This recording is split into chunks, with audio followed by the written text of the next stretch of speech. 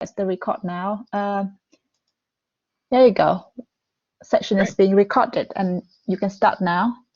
great. So in which case, hello, good afternoon, good evening, depending when you're watching this on catch up, or depending, as we've already found out this morning from some of the participants, which country or time zone you're in. This may be the morning, or it may be even a different day. But I'm very pleased that you've chosen to share a couple of hours of your life to be part of this session today, as part of the festival that Salford University's put on. So my name's Adrian. I'm one of a number of people who the university's got together and amassed and corralled to lead these sessions, to offer some different views, some ideas, some different backgrounds, so that it's not just another typical suite of lectures that you might expect from university. This is quite different than opening it up. What I'm quite interested, though, really, before we get into this session about social enterprise, and it is a social enterprise school, and we are here until for a few hours. So I'm not kind of proposing that you're going to be sat in your chairs or lying in the hammocks or sitting in the bath, wherever you're joining us from. For that whole time, we are going to have some breaks, some chance to move around a bit. So keep the blood flowing. And also, if you need to kind of nip to the toilet or grab another drink or a bit of lunch, dinner, according to the time zone, we'll be doing that as well. But just before we do that, I wonder if I could go through and just find out a bit more about you, really. So what I'd like to do is I'm going to go down the list of names of people I can see here who are part of the session this morning. And I just wonder if you could either unmute, when I come to you, unmute yourself, excuse me, and just to say, you know, who you are and what is it about this session that piqued your interest and made you go, oh, that's worth, you know, spending some of my Tuesday on to be part of that, because it will help me answer this question, or I've always wondered about that. What is it about this session that's kind of made you wanted to join up and, you know, click through the links to join us today? So we'll start with Sanjay, if we may. So Sanjay, feel free to unmute yourself. So, Hi, am I audible? Yeah, you on? Okay, great. My name is Sanjay, of course, and I am speaking and joining you from Kathmandu, Nepal, pretty far away. I am actually a student. I'm starting my digital marketing this June intake. However, due to the current lockdown here in Nepal, that I'm unable to fly, so I'm waiting for a flight to resume so I can get to UK and start my course. So about my interest for joining this session is that, as you know, Nepal is one of the countries that is struggling to cope up with the modern world. And after the recent earthquake and with the economic status, you know, there are lots of people who can't afford proper clothes. And since I'm joining digital marketing, I want to have one side of my education utilized in developing a website or an app so that people can donate their clothes. So example, if I have some clothes that's in my house, you know, I can take a picture and link it with the different NGOs or INGOs or the just general people who needs it, and they can order the clothes for free. So either I can go and deliver that clothes to certain people, or the organization, or that people can come and collect. So I want to bridge that gap between, you know, physical connection and build that digital connection so that it's spread more wider and it's more effective. So that's the reason why I'm here. Thank you. Kind of like an eBay, but with intentions for working that out. Brilliant. Yes, kind of. As we go through eBay as well, of course, eBay currently is sponsoring a program of support for social entrepreneurs and online trading. So that might be worth checking out. Just as we go through the list of, just as we go through the list of names as well, when I come to you, if you're struggling to find a big enough hammer to get your microphone to connect, or there's something about the sound of your voice that you don't like, or there's a dog barking in the background or something, feel free to use the chat box as well, so we can we'll catch up with it that way. So the next person I want to come to, in terms of as a quick introduction and what it is about this session that, you know, you're hoping to get out of it, is Willison. Willison, are you there?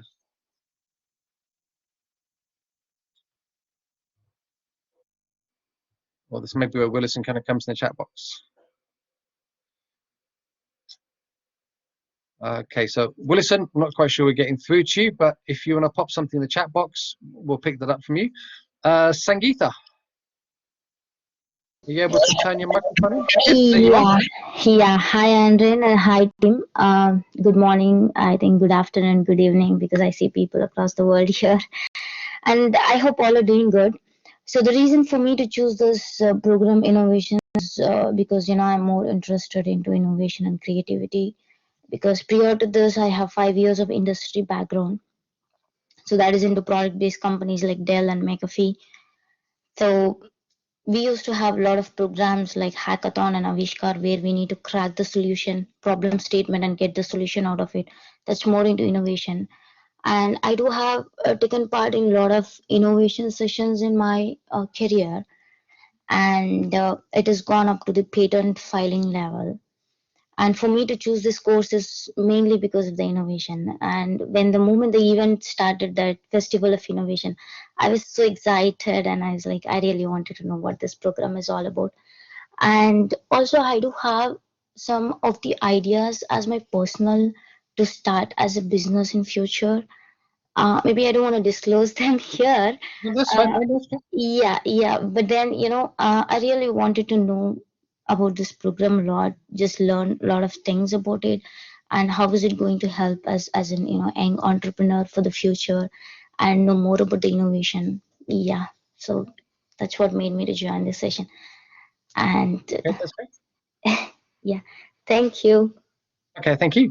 So that's great. So again, so Lee, I can see in the chat box in terms of it's not a case of you haven't found a big enough hammer to get your microphone to work. It's that there physically isn't a microphone in the socket.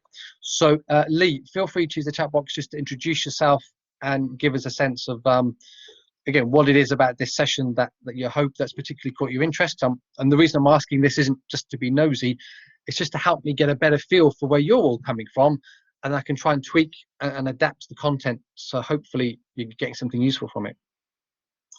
Meanwhile, let's next go to is it Jose or Jose? It's actually Jose. Jose. Turn on my video camera. Well, this could be exciting. We heard your voice, and well, for a reason, I tried to turn up my camera, but it's not working. Anyway, yeah, my name is Jose.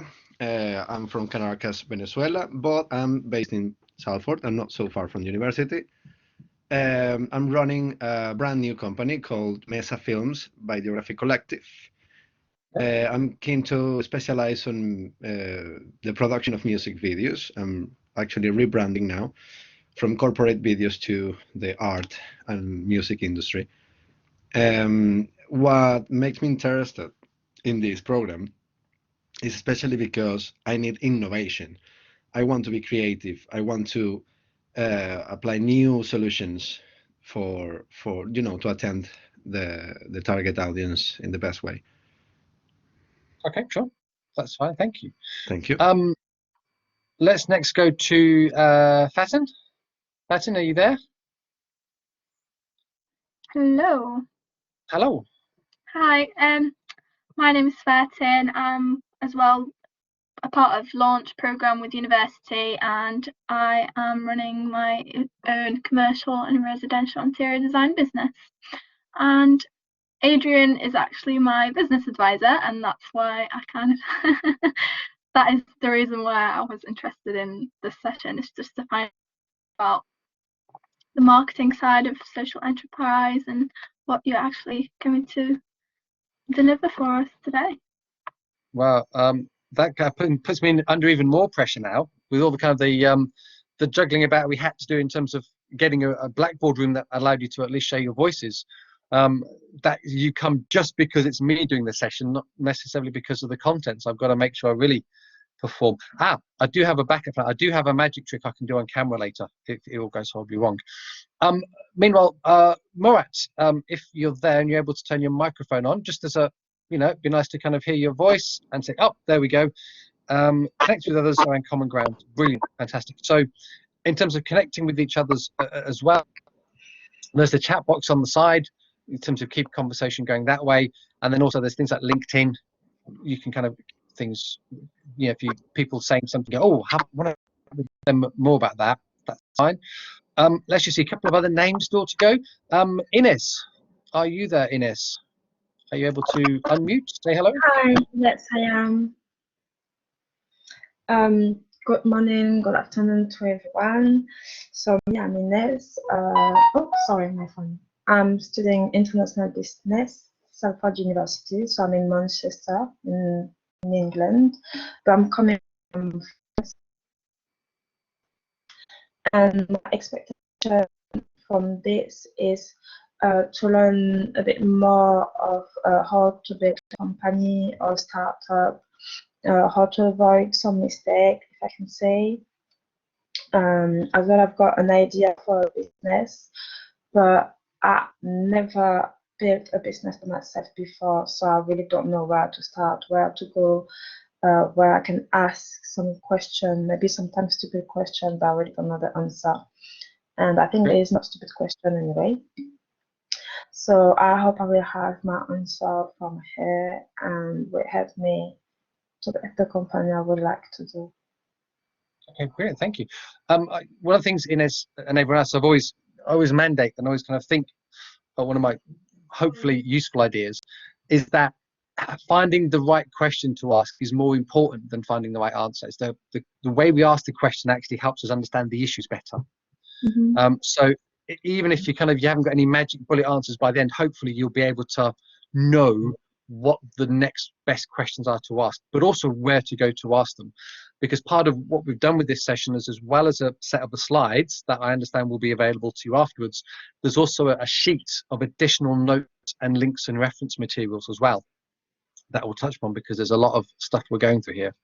Lee, in the meanwhile, so thanks for popping that in the chat in terms of where you're at and what you're kind of interested in and looking about doing.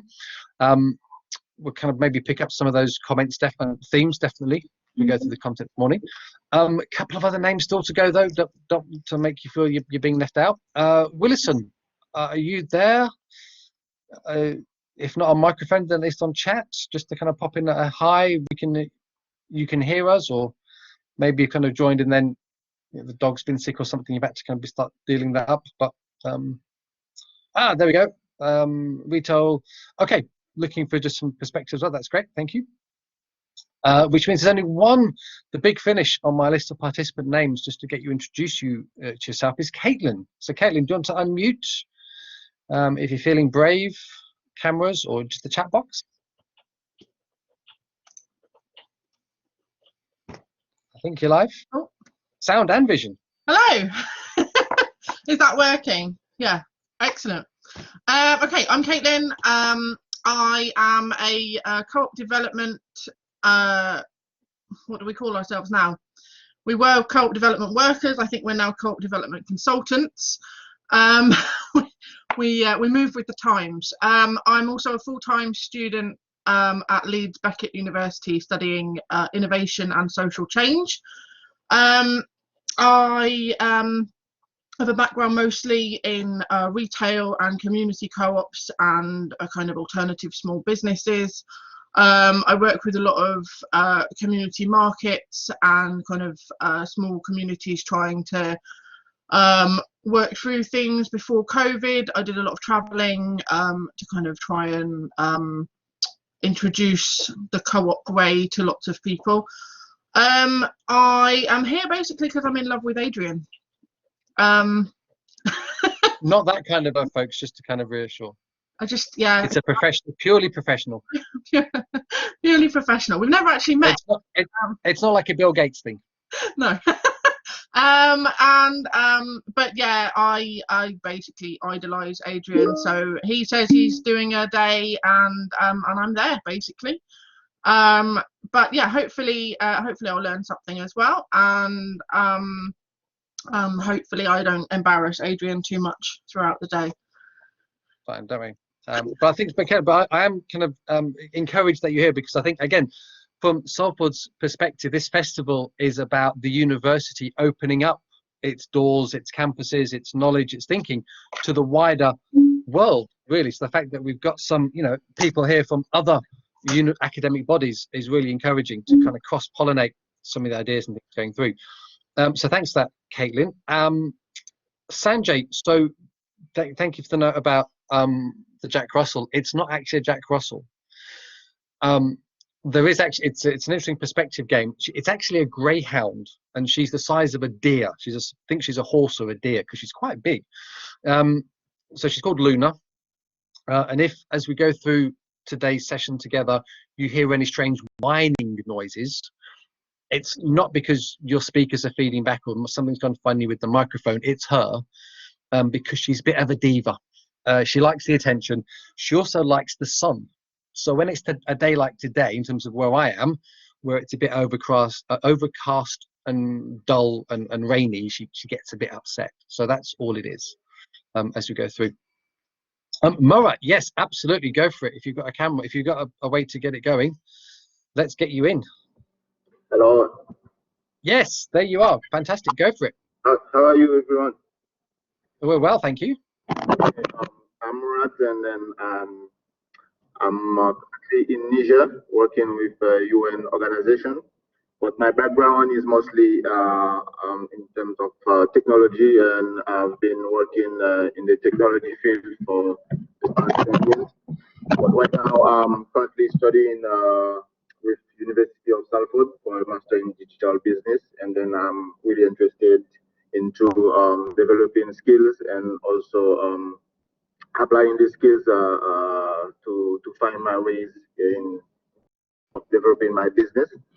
So that's where my interests come with for this session, and I'm really looking forward to share experience, but also to learn from others, and also to see in terms of the social enterprise topics, because it's a very new and common terms that are being used to know better about social enterprise and really understand how it works and how I can benefit from this session to kind of plan my future business. So okay, great. This is my take for this session, and I hope everyone will enjoy. Great, thank you, and thanks for kind of for joining us this morning as well. Willison, I can see in the chat that you've got the toolbox out, you've got the screwdrivers, the hammers, the hacksaws, trying to get the microphone to let you share your voice with us all.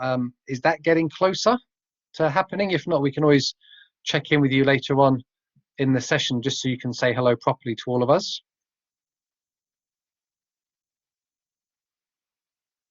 No, I'm kind of imagining you're probably swearing and cussing at the screen trying to get it to go.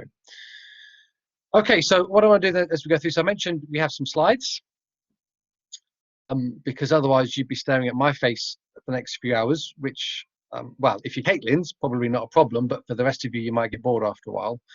So what I want to do is share some content with you as we go through here. So let's just kind of see, hopefully, I think I'm sharing a slide with you all now, which has kind of got the Festival of Entrepreneurship and Innovation there on the top left. Okay, so Jose, thank you for checking. That was for the sake of my paranoia. It's always good to know stuff's coming through as we think it does. So these slides, as we go through, by the way, are not intended as a script. I'm not going to be reading them off word for word. I use slides as a structure and a prompt. And depending on, as we work through the ideas and the content, we may skip through some things a bit more quickly. We may linger longer on some other points as we go through as well. But like I said, all the slides, with the university team, the festival team, as well as some additional background notes with links and other materials and ideas on, and those should be going out to you afterwards as well. So don't feel you have to take lots of notes for what's on the screen, but you may want to take notes as you go through in terms of ideas that it prompts as we go through as well. If at any point, as we're going through as well, you think, actually, that's a really interesting idea, can we ask about that? Can we stop a bit longer? Please, on the bottom of your screen, hit that raise hand button. Don't be polite. Please don't be British and think, oh, it's probably just me interested in that. Though if you're thinking it, at least one other person will be as well. Okay, so please, you know, let's help each other out and ask what may be stupid questions, because they won't be. One of the things I make very few definitive promises in this life, and one of which is that I will never laugh at a question that I am asked. No matter how stupid you think it is, I will take it seriously. Because it's a question. Questions are important. I mentioned as well there'll be some breaks as we go through, so you won't be sat there or lying there, however you're joining today. And as well, my understanding is the session is timed, so that will be advertised that it's running until 3:30. So 3:30 is the time that we're done. Okay, 3:30 is the time that you've pressed the leave session button, not the time at which I say, okay, let's now move to conclude this and wrap it up, because you may have got other things booked in around this. Of course, I'm happy to stay on the line for a few minutes afterwards if people want to carry on some of the conversations for a little bit, but otherwise, that's the way we make it work. So all of you know where the raise hands button is. Let's do a quick audience participation. Everyone raise your hand, press the raise hand button now, just so I can see that that's working. For the second, I'm paranoid. Great, there's a few hands up.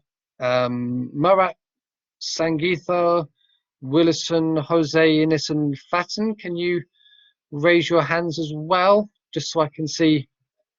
That's okay. So some of them are coming through. Great, there we go, all popping up now. Thank you. So, and then you can, okay, ping, ping, ping. You can put your hands down now. That's great. Thank you. Otherwise, it's like a Mexican wave coming up and down my screen at me all the time. All other parts do it. Great. So like I say, so this is the session about social enterprise. We've only got a few hours. Social enterprise is a subject on which there have been numerous books written. There are year-long learning and development programs.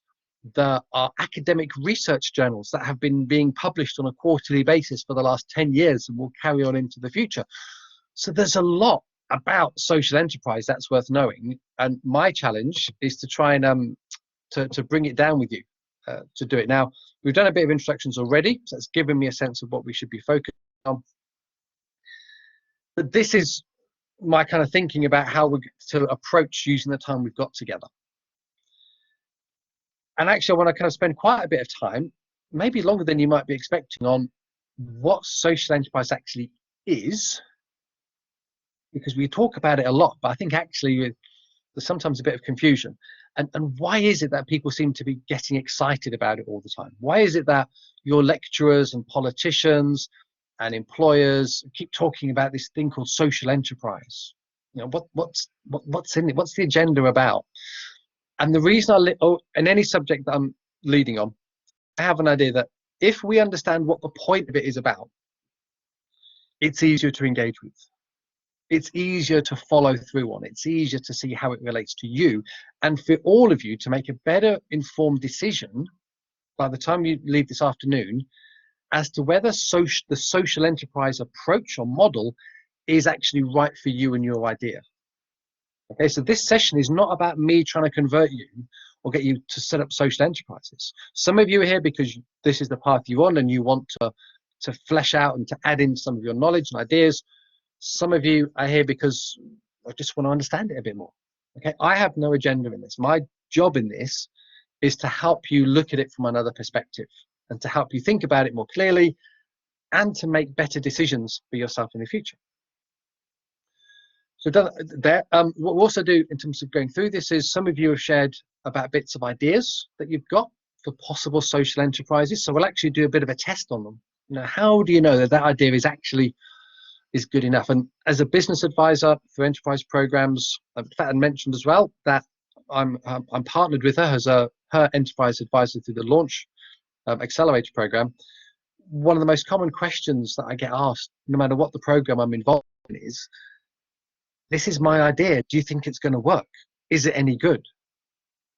So actually that kind of sense of, is this idea you've got any good? Some of the basics about how do you approach this. So I'm thinking of setting one up. What do I need to know? Who do I need to ask? What do I need to tell? And then actually getting it up and going, particularly around the finance stuff. How do you get a social enterprise? How do you get the bills covered when you're starting one up? How do you get the money in to invest for growth in the future as well? Because for social enterprises, the playing field's a bit different in some ways. And my concern in all of this is there's a lot of hype about social enterprise, There's, let's be frank, actually, there's a lot of spin. There's also a lot of misinformation and dangerously badly informed guidance out there about social enterprise. So as we go through this session as well, what I may be doing is saying things and you think, oh, that doesn't seem to fit with what I thought I knew or what I'd heard from Bob or Jill over there. And if that's the case, absolutely hit that button, raise your hands. If there's something that doesn't seem to fit with what you thought it was going to be, let's explore that. Okay. All the positions I hold, all the ideas I have that will go through this session are based on evidence and research. Okay, so I'm not just kind of making stuff up. I'm not saying, oh, this is hearsay. I can bore you with all the referencing, Harvard referencing, or in-tech referencing, or whatever the referencing system you want to use is. And it might take me a few moments, but I can rummage through the files and I can bore you with them. Because my idea, again, is this is your idea. This is your life, your potential enterprise. You need to be comfortable and confident about the basis of the information you're making the decisions on. This is about entrepreneurship and innovation, starting up, doing new things. But part of this session as well as I wanted to include is, well, what happens after you've done the new thing, after you've set it up? Where does it go in the future? So a few of you have talked about innovation. How do you keep that innovation going? How do you keep things scaling and growing and happening and working that way? That's the broad sense of what I want to work with through you this afternoon. What I thought it would also be useful to do is kind of set some expectations here and say, this is what we're not going to include. So if you're hoping for anything on the left-hand side of this chart, I'm sorry, this is not your lucky day. And that's because all of this stuff, all of that stuff is covered in other parts of the festival, or other parts of the internet, or other startup programs.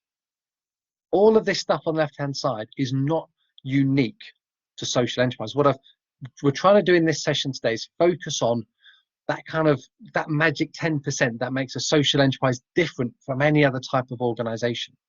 Okay? Bookkeeping and finance and accounts and managing the money, it's the same if you're a charity, if you're a sole trader, if you're a multinational corporation.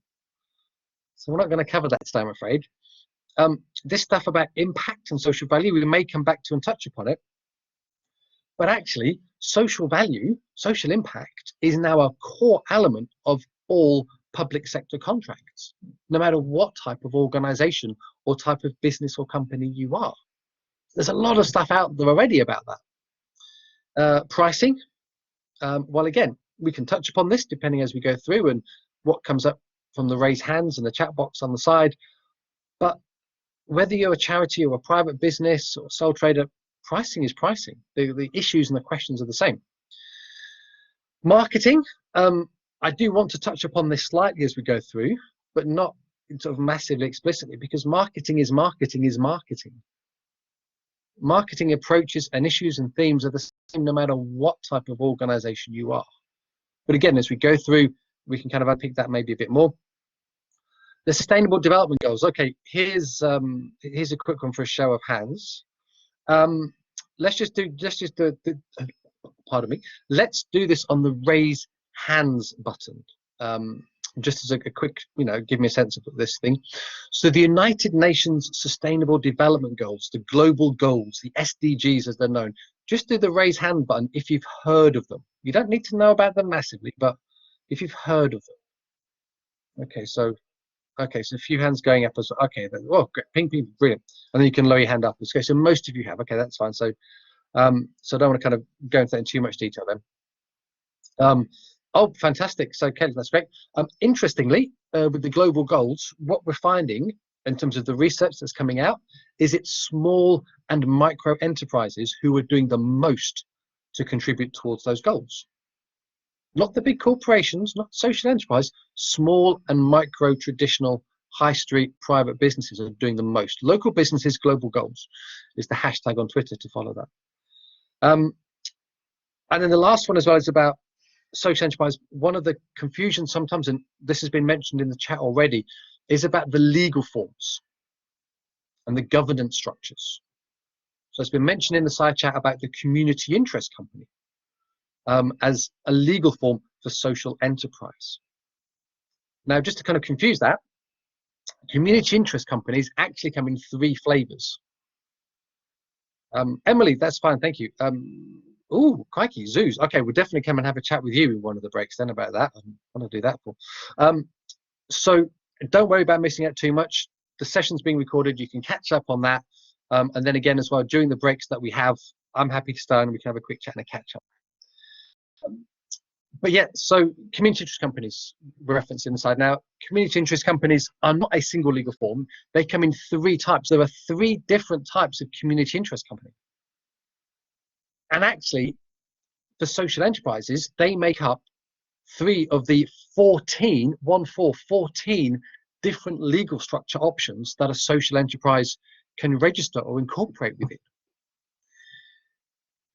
Okay, that's melted your brain slightly. I'm afraid I'm going to have to push it a bit further. Caitlin mentioned as part of her introduction about cooperatives. Now, this is kind of where it gets really confusing, because cooperatives can be a legal form, and cooperatives can be incorporated or registered within 9 different legal forms. But cooperatives can also be a governance model, and governance is about the way we arrange management, the way that we do accountability, the way that we do decisions, and autonomy and control, not necessarily a legal form. It's really messy and confusing. So in the context of this social enterprise school, we haven't put that in. What we can do in terms of as we go through, if people think that actually we really want to know more about that, then we can generate some extra links, give you that as follow-up as well, in terms of some YouTube clips, some other wider reading, some charts, quizzes, stuff like that to work through. That would be useful. So just as a quick check-in then, in terms of having done that bit, so let's kind of go through the side. That's what we're not specifically including, but again, we can touch upon it depending on your interest and time permits. Let's just open this up to the floor and all of you. Is there anything on, in terms of that slide then, what we're not covering, that you're thinking, dang, but I was really hoping that was the bit that I was really desperate that we'd cover? Just to make me panic a bit and see if I need to shoehorn something in quickly, or I'll be okay. So is there anything on that side that you're going, actually, we really needed that? So raise your hand or pop something in the chats. Or we'll just sit there quietly. Branding and marketing. Okay, Sanjay. So like I say, branding and marketing, we'll touch upon it as part of it as we go through. But like I said, once we get to the end, towards the end of the session, I'll leave a bit of time as a wrap up and a reflection. Impact and value. Okay. Reporting impact and value. Again, so at the end, we'll do a quick few minutes on each, anything we've missed, but we can put more links in, on the side as we go through as well. But Emily, the whole impact and reporting value stuff, again, it's a huge swathing thing. I mean, I've found references and researches that actually show that as a society, we have been thinking about social value. You know, how does our business add value? How does it create positive impact in the world? Since ancient Greek time. Okay, the ancient Greeks were doing this kind of stuff. This is nothing new. So we've got quite a few millennia actually of experience and research and models and approaches about impact and social value. And that's a lot to kind of shoehorn in today. But we'll touch upon it as we go through, because it does form part of some of the ideas we're going to cover, and there will be some jumping off points as we go through as well. So I've made a note on my side script. So again, as we're going through, if I look as if I'm falling asleep because my head's nodding down, which means you can probably start to see my helicopter landing pad on the back of my head, it's because I'm scribbling this stuff down on my notepad next to me to make sure that we don't miss it, that we do come back to it, and we make a point of picking this up as we go through. Whew, okay, that's that so far. So next bit, where on the slides going through next. Effective altruism. Okay, so we'll kind of get into that. So Emily will, okay, we'll come back to that one, Emily, I think. So again, but anything you want to share, anything as participants to this session that you know of, that you think would be interesting and relevant for us all as a group that I'm not touching upon, it may be that I haven't come across it. So absolutely, if you know of something that you think is of interest, find the link, stick it in the chat box on the side. I'm very happy for you to to kind of, upstage me in that regard and, add to the learning. This is not about me. This is about you and the subjects and us exploring it together.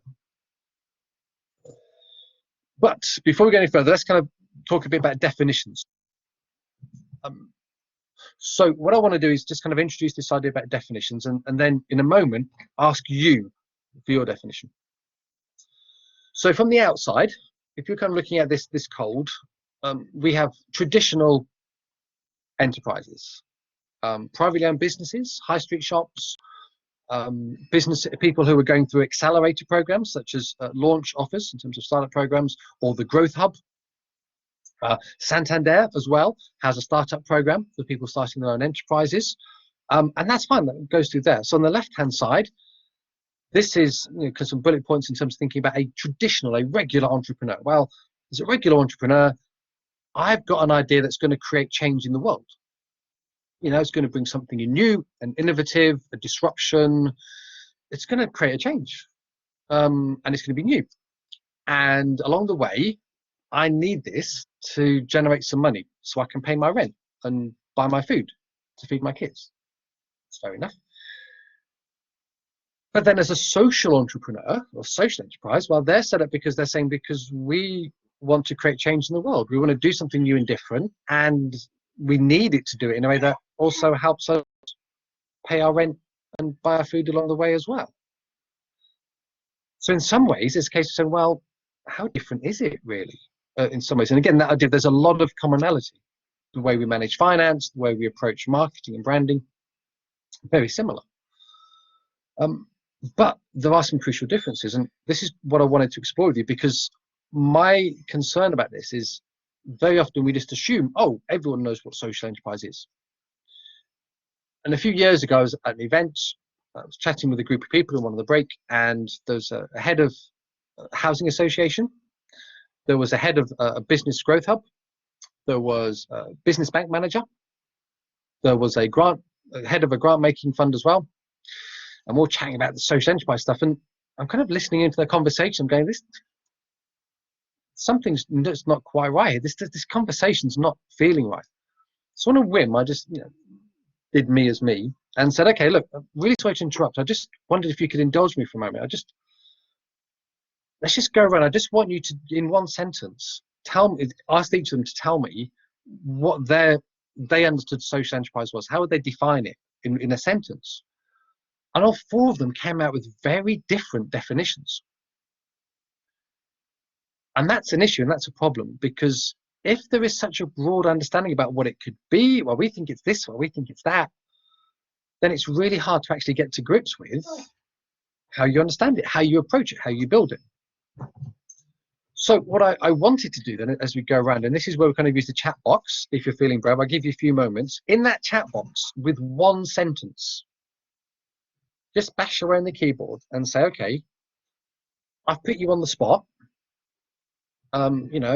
It's the Who Wants to Be a Millionaire, the last question. What do you say social enterprise is in one sentence? And based on what you know about it already this morning, what you've heard about it, what you've heard others talking about it, what would you say it is? Okay, so not that profit, Sanjay, that's great. And again, don't feel you have to put one in, or you kind of think, oh, dang, Sanjay's got it nailed. I was going to say that. Just, give Sanjay some applause and some love and say, okay, yeah, just type in, oh, that's what I was going to say, and then Sanjay can feel reassured that they're not the only one who's been thinking that way. Just give it a few moments. Anyone else wants to pop in? Unless, of course, everyone else has popped out for the moment.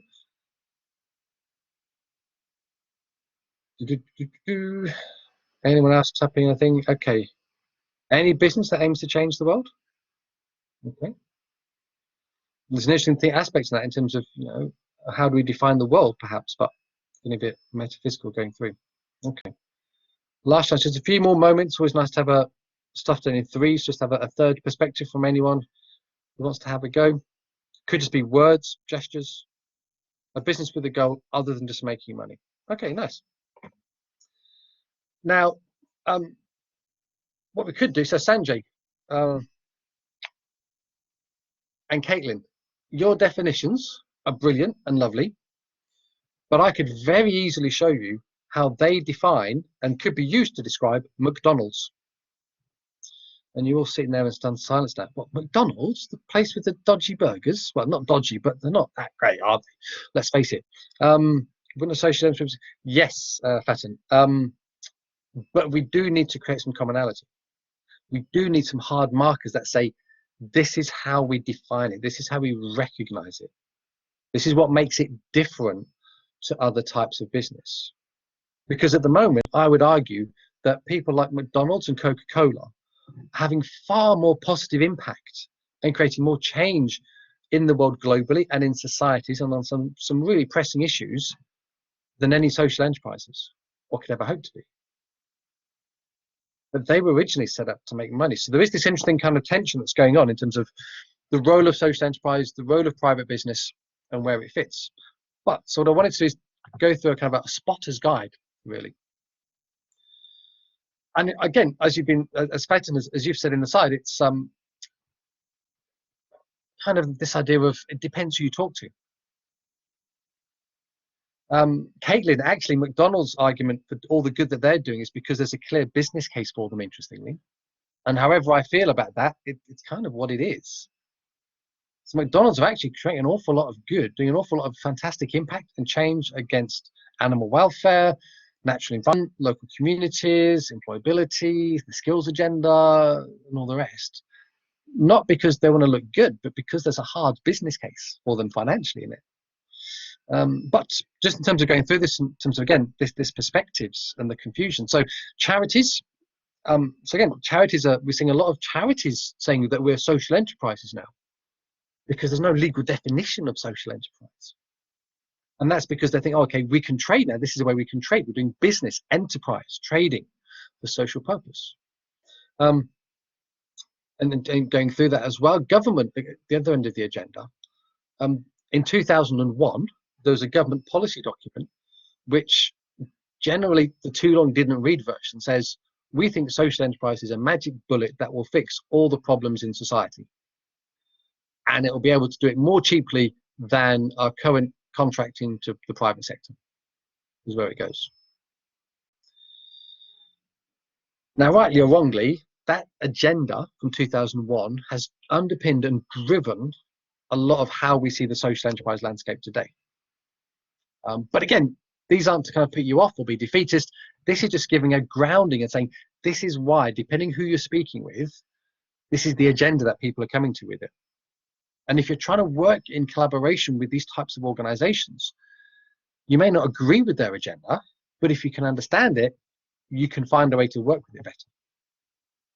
Now, so this is it then. So this is my kind of my magic spotter's guide for you. For those of you of a certain generation and age, which may not be many of you, when I was a kid, some of you may remember a book series called I Spy, like a little spotter's guide books, different things. We kind of look for things and score points, stick them off in our book. So this is my I Spy spotter's guide to social enterprise. And this kind of says, I would argue there are 3 characteristics that a business or an organization has manifest, it can point to. It says, this is it, this is what we have, and it's there, and that makes it a social enterprise. Now, this is based on a piece of some research that I did a few years ago, where I went around all of the social enterprise industry sector bodies and took their definition of social enterprise.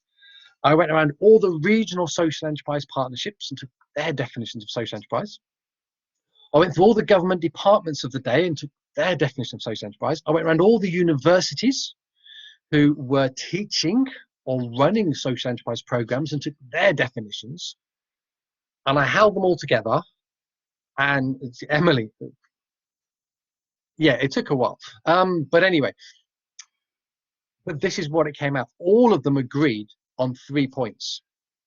So number 1, they trade to achieve a social purpose. Okay, so it's an enterprise, it trades. So if you say, I'm going to set up a social enterprise, but to make it work, I need to find lots of grants to keep it going, that's kind of more of a charity. And there's no shame in that, but enterprise needs to trade. There's a trading proposition. But as a lot of you have been popping in the chat box already, that proposition, the point of the trading is to achieve a social good. We're trading for the social purpose. That's number one. Number two, what we do with profits. And anyone who tells, and I always kind of say to people, you'll always be able to spot me at an in-person networking event in the future, because I will be at the center of a fight that's just broken out. And the fight will have broken out because someone will have introduced themselves to me as a social enterprise saying, yes, we're a not-for-profit. And I would have started to slap them in that case. Not-for-profit is a very binary statement. Not-for-profit means you are for loss. You're not seeking to make a profit. So you're always going to lose money. So you've budgeted and you've costed on the basis that you're never going to generate a surplus.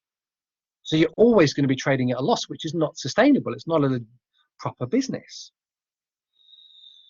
So you have to aim to make profits. The trick, though, is what you do with that profit. And for a social enterprise, the majority, and this is the key point, it doesn't have to be 100%, but the clear majority is used back into that social purpose. And the social purpose is defined in the business's documents, its incorporation. And that reinvestment can go building up reserves. It could be subsidizing programs to offer things for free. It could be putting on parties. It could be throwing money to buy and build new playgrounds for the local kids, but it's putting it back out. Will transparency with the funds be important? Emily, this is the interesting point. Social enterprises are very opaque. It's very hard to get transparency in social enterprise. Rightly or wrongly, most social enterprises, it's very hard to understand what they're actually doing and how they're spending their money. So, for example, community interest companies, the biggest complaint, the issue which they are most complained about to their regulatory body. So the community interest companies are regulated by KIC regulator, because it's called the KIC regulator. And every other KIC regulators, these are all the complaints that we received from the public about KICs this year. And these were the themes they covered. The number one theme is about their governance and how they spend their money. So there's something in the culture that we've not quite cracked yet. So absolutely, it would be great to be open and transparent. And maybe that forms part of the messaging, the branding, the marketing. But a lot of social enterprises, it's not there. And maybe that's why at the moment, in terms of public trust attitudes, why we as the general public have the same level of trust in supermarkets to do the right thing as we do in charities and social enterprises to do the right thing. So there's a real kind of challenge and a shock there as well. Absolutely, so Emily. So social enterprises are a business model. They trade. That's the point. Otherwise, it's a charity. Charity is based on a philanthropic model.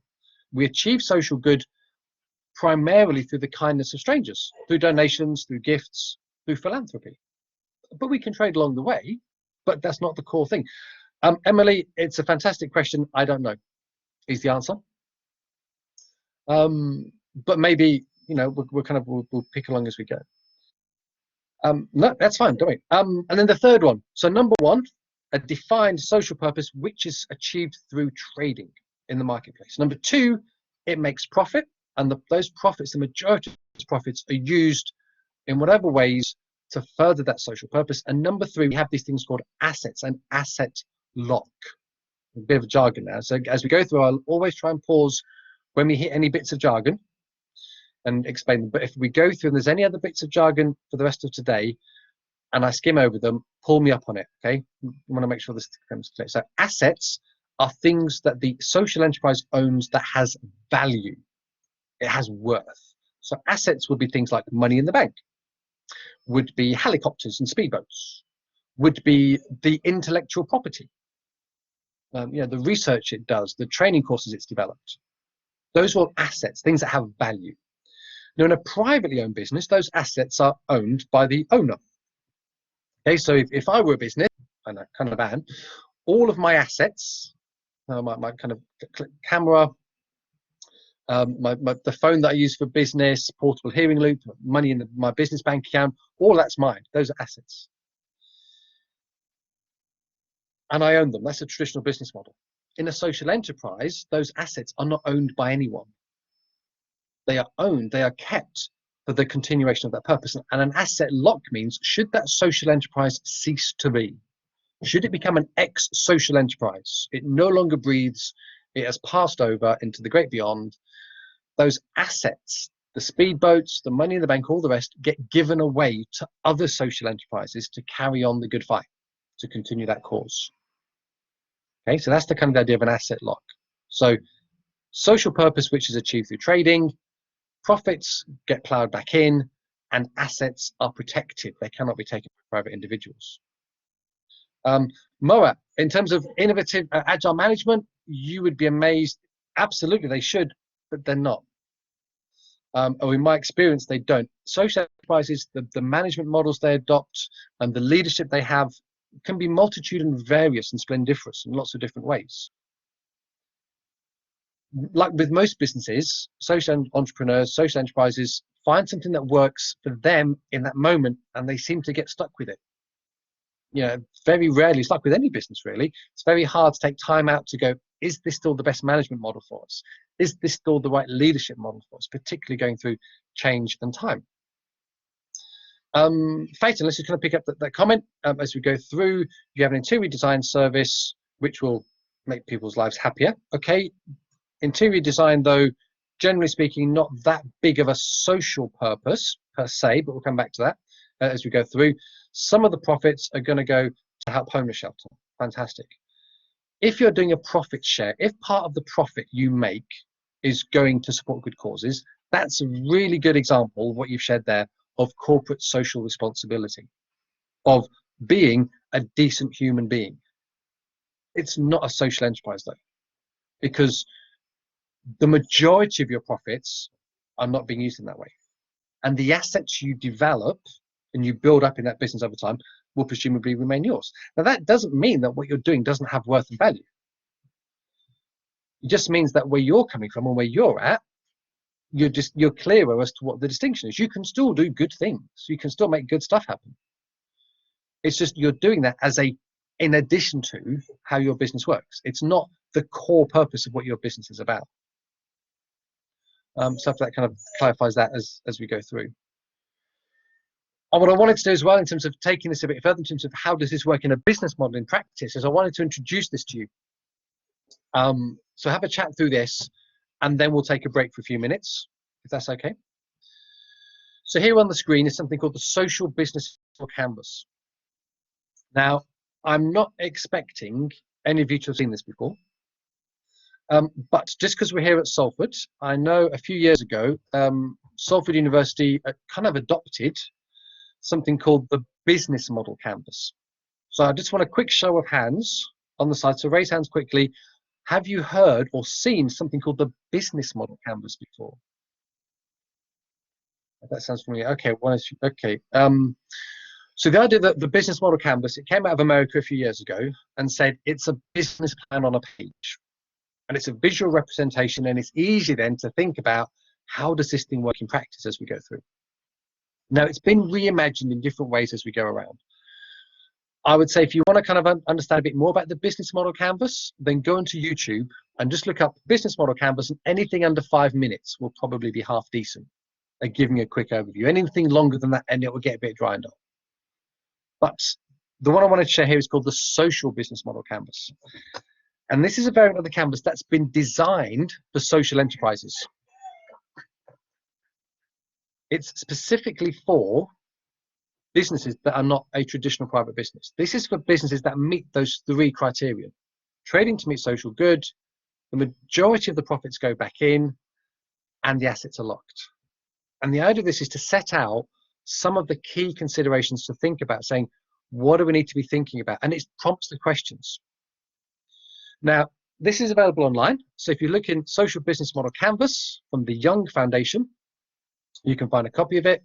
But also as well, it's embedded in the slide deck that will show people afterwards.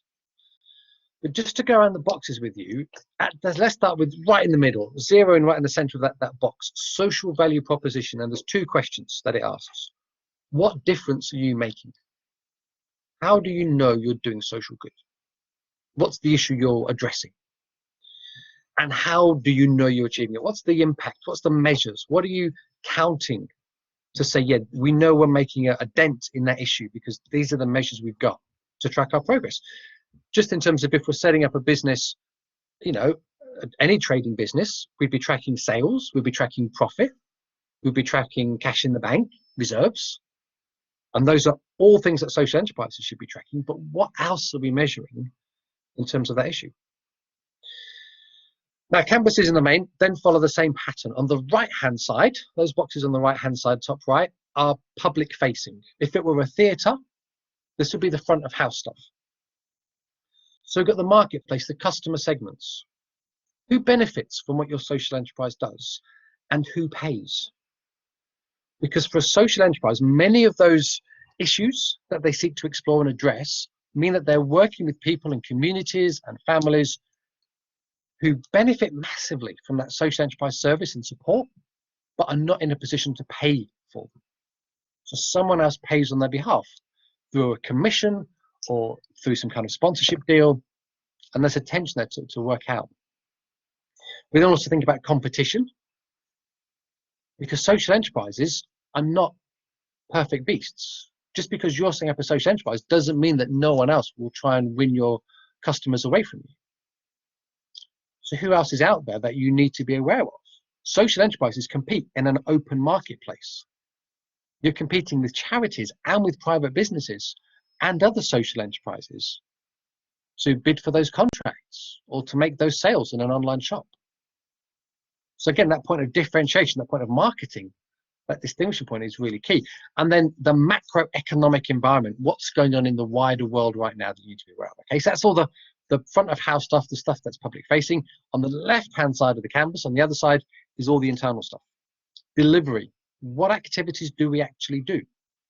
Where does it, what things happen? What do we make? What do we deliver? How do we engage people? And what resources, what stuff do we need or do we need to amass to make that happen? Who do we work with? So who supports us? Who do we collaborate with? And sales and marketing, how do we let people know out there that we're here ready to save their lives, to change their worlds for the better? And then at the bottom, where does the money come in? Revenue. Where does money go out? Cost of delivery. And surplus, profit. How do we use or how do we start to spend what's left over? So that's the business model for a social enterprise in simple terms as we work it through. Boil down as a bit of an overview. Then what we were going to do through this session is start to work out unpicking some of those boxes a bit more and saying, well, how does this work in practice? How do we approach it? How do we understand it? It is the idea for the next few hours. But I said at the start, we can have some breaks as we go through as well. You've all been very patient for the last hour or so because we have been going for about an hour already. So propose is that we take a break for no more than 5 minutes. So just enough time to boil the kettle, grab something to eat, nip to the toilet, or in my case, see if Poochie here wants letting out. And so we'll pick up again in about 5 minutes time, if that's okay. So it's about 10 past now. So we'll be starting up again just before 12:15. So unfortunately, I can't come and knock on your doors to say we're starting back up. So just listen out for starting again. I'll hang on in here though, in case you want to pick up anything in the chat. But otherwise, we'll see you back in about 5 minutes. A glance at your dog. I'll see if I can kind of get the I've got the camera. Luna, come here. I'll tell you what. Let me stop sharing, and then you'll be able to see the camera a bit. Stop sharing that. Right. I'll see if I can get her up. Luna, come here. Luna. Luna. We're gonna make you famous on camera. See you, follow. Stand back on it. Stand back on it. Stand up. That's it. Get back up on it. Come on. The universe wants to see you. The universe wants to. Can we get you up again? Oh, there we go. Yeah. Are you in the shot now? Is that any closer? Your head. Yes, there's a head. That's the kind of this. Yeah. There we go. Thank you. You've made lots of people very happy now. Okay. Yeah. We're going to get you a biscuit for making them happy. Well done. I'll find a picture of her later as well to share with that.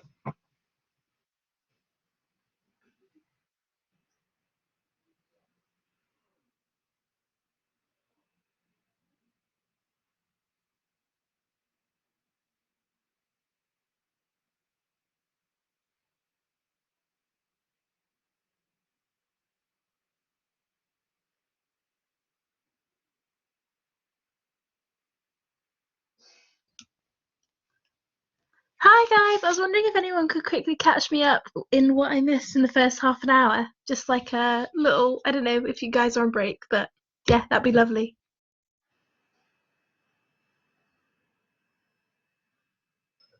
Hey, sorry, I just came in so as well. So yeah, hey, hi, I'm Sangeeta here. So basically, the first 15-20 minutes of session, we just had a self introduction about everyone who had joined the sessions, and then we just started with the slides. So just don't worry, you guys didn't miss up anything. It was just a self introduction was going on for first 15 minutes. Thanks very much for catching me up. Thank you. Thank you. Thank you.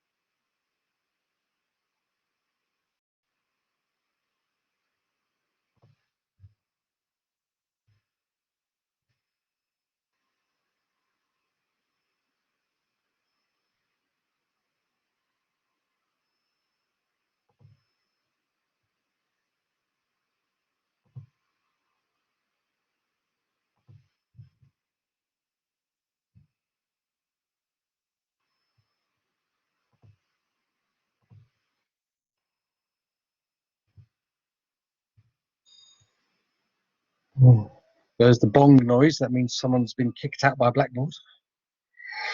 Yeah, let's see if I can find a slightly better picture of her for you as well to go through. So we're coming back.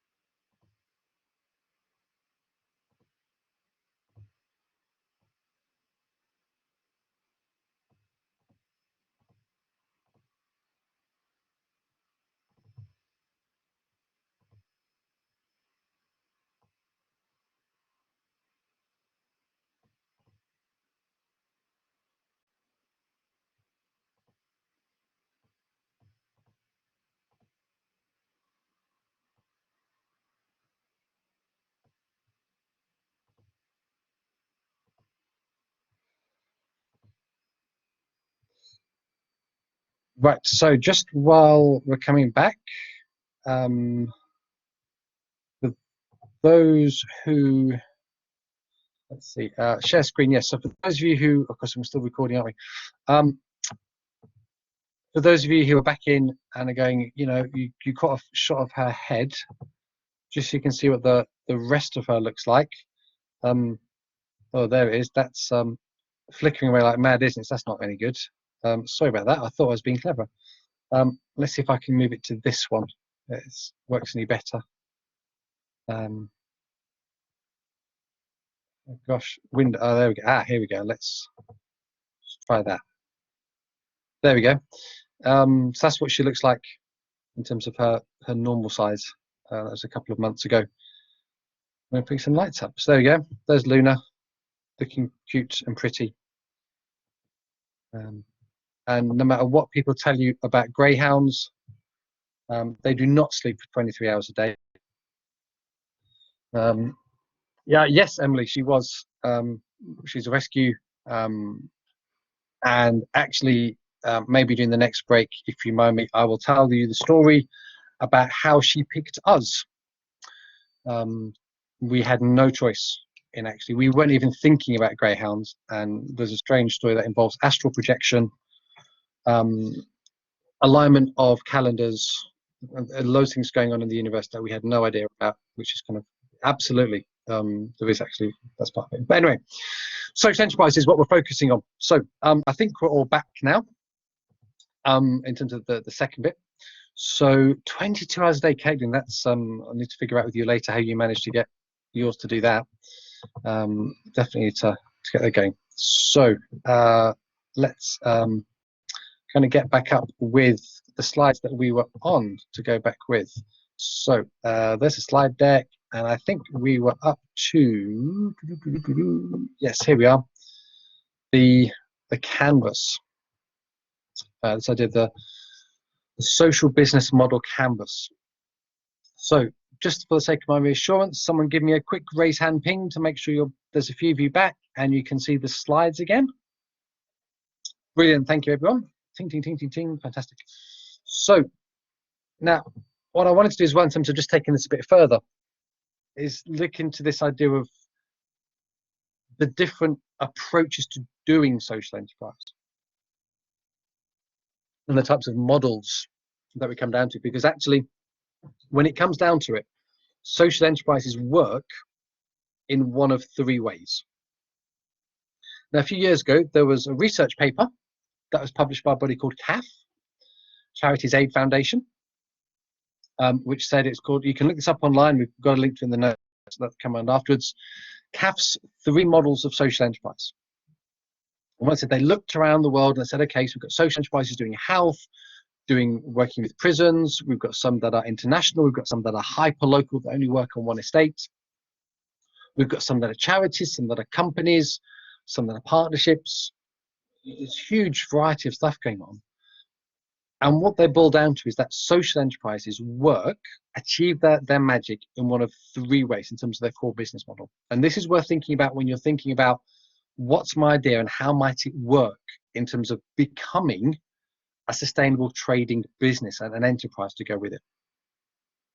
In CAF's papers, there are only three types of social enterprise in terms of the way they work. There is what's called the step model.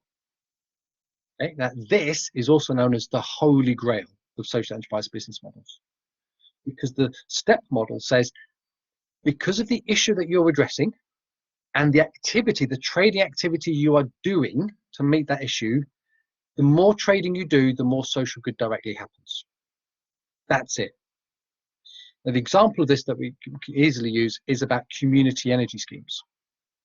So if a local community puts up wind turbines, the more wind turbines they put up, then the more green energy is produced, the less fossil fuel is burned, and the more money is generated to be spent by the local community on fixing local issues. So it's a step model. The more turbines, the more wind, the more energy, the more goods happens, directly related. We then have, in the middle, this is where most social enterprises sit in how they work. It's called the trade-off model, because you're trading off efficiencies. Because ultimately, doing good comes at a cost. No good deed goes unpunished, as the adage goes. Because your social enterprise may be saying, okay, we are set up to try and, so let's say people who are ex-offenders, people who've come out of prison, it's really hard to get a job. The latest research that I was able to find from about 4 or 5 years ago says that if you come out of prison, there's at best a 10% chance that you can get a job. And that includes people who had a job when they went into prison and started their sentences. That's a big issue. You know, that's an issue in our society. And if most people who come out and can't find work, then what are they going to do? Probably find a way to make money. They can't make it legitimately, so they'll use their own contacts and networks. And again, crime starts to happen. That's not a good thing for society. So the social enterprise says, we will create employment for people who are ex-offenders, or we will create, as in the case of a chocolate company called Harry Specter's, we will create a luxury chocolate brand But the primary purpose is not to sell good chocolate or to do the fair trade stuff. It's to create jobs for people with autism who would otherwise not be able to find work. Now, there's a trade-off within that, because Harry Specters, for example, could say, if people have autism, from what some of you may understand the issue of autism very well, some of you may not. There's a lot of misconception about autism and how it works. But generally speaking, in the case of Harry Specters, people with autism tend to be really good at attention to detail in some aspects. Autism is not the same for everyone. So in terms of packing the boxes, ensuring quality management, consistency of products, people on the spectrum are really great working. But autism is a fickle beast. It comes at a cost, because that means that the ability to guarantee workforce productivity is not there. Because if, generally speaking, of course, this is a crass generalization, if someone is autistic and something happens in the working day, or something happens in the world, catch a cold, it's harder to bounce back from that. People are more likely to need to take longer to come back round, to get back into work, or to pick up the stride again. So productivity is compromised. There's a trade-off. That said, Harry Specter says we could make a ton load more cash. We could up the margins. We could up how we're scaling. We could do all this more stuff if we only hired people who had great reliability, had guaranteed reliability. But that's not why we're in business. So there's a trade-off.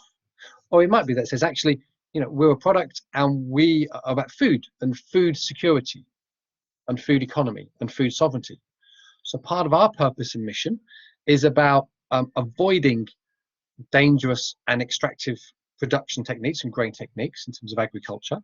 So we will only grow natural products and we will only sell what's in season. Now in the summertime, that's great. Plenty of crops being harvested and stuff going on. Autumn and winter though, not a lot of stuff coming out of the ground to be harvested.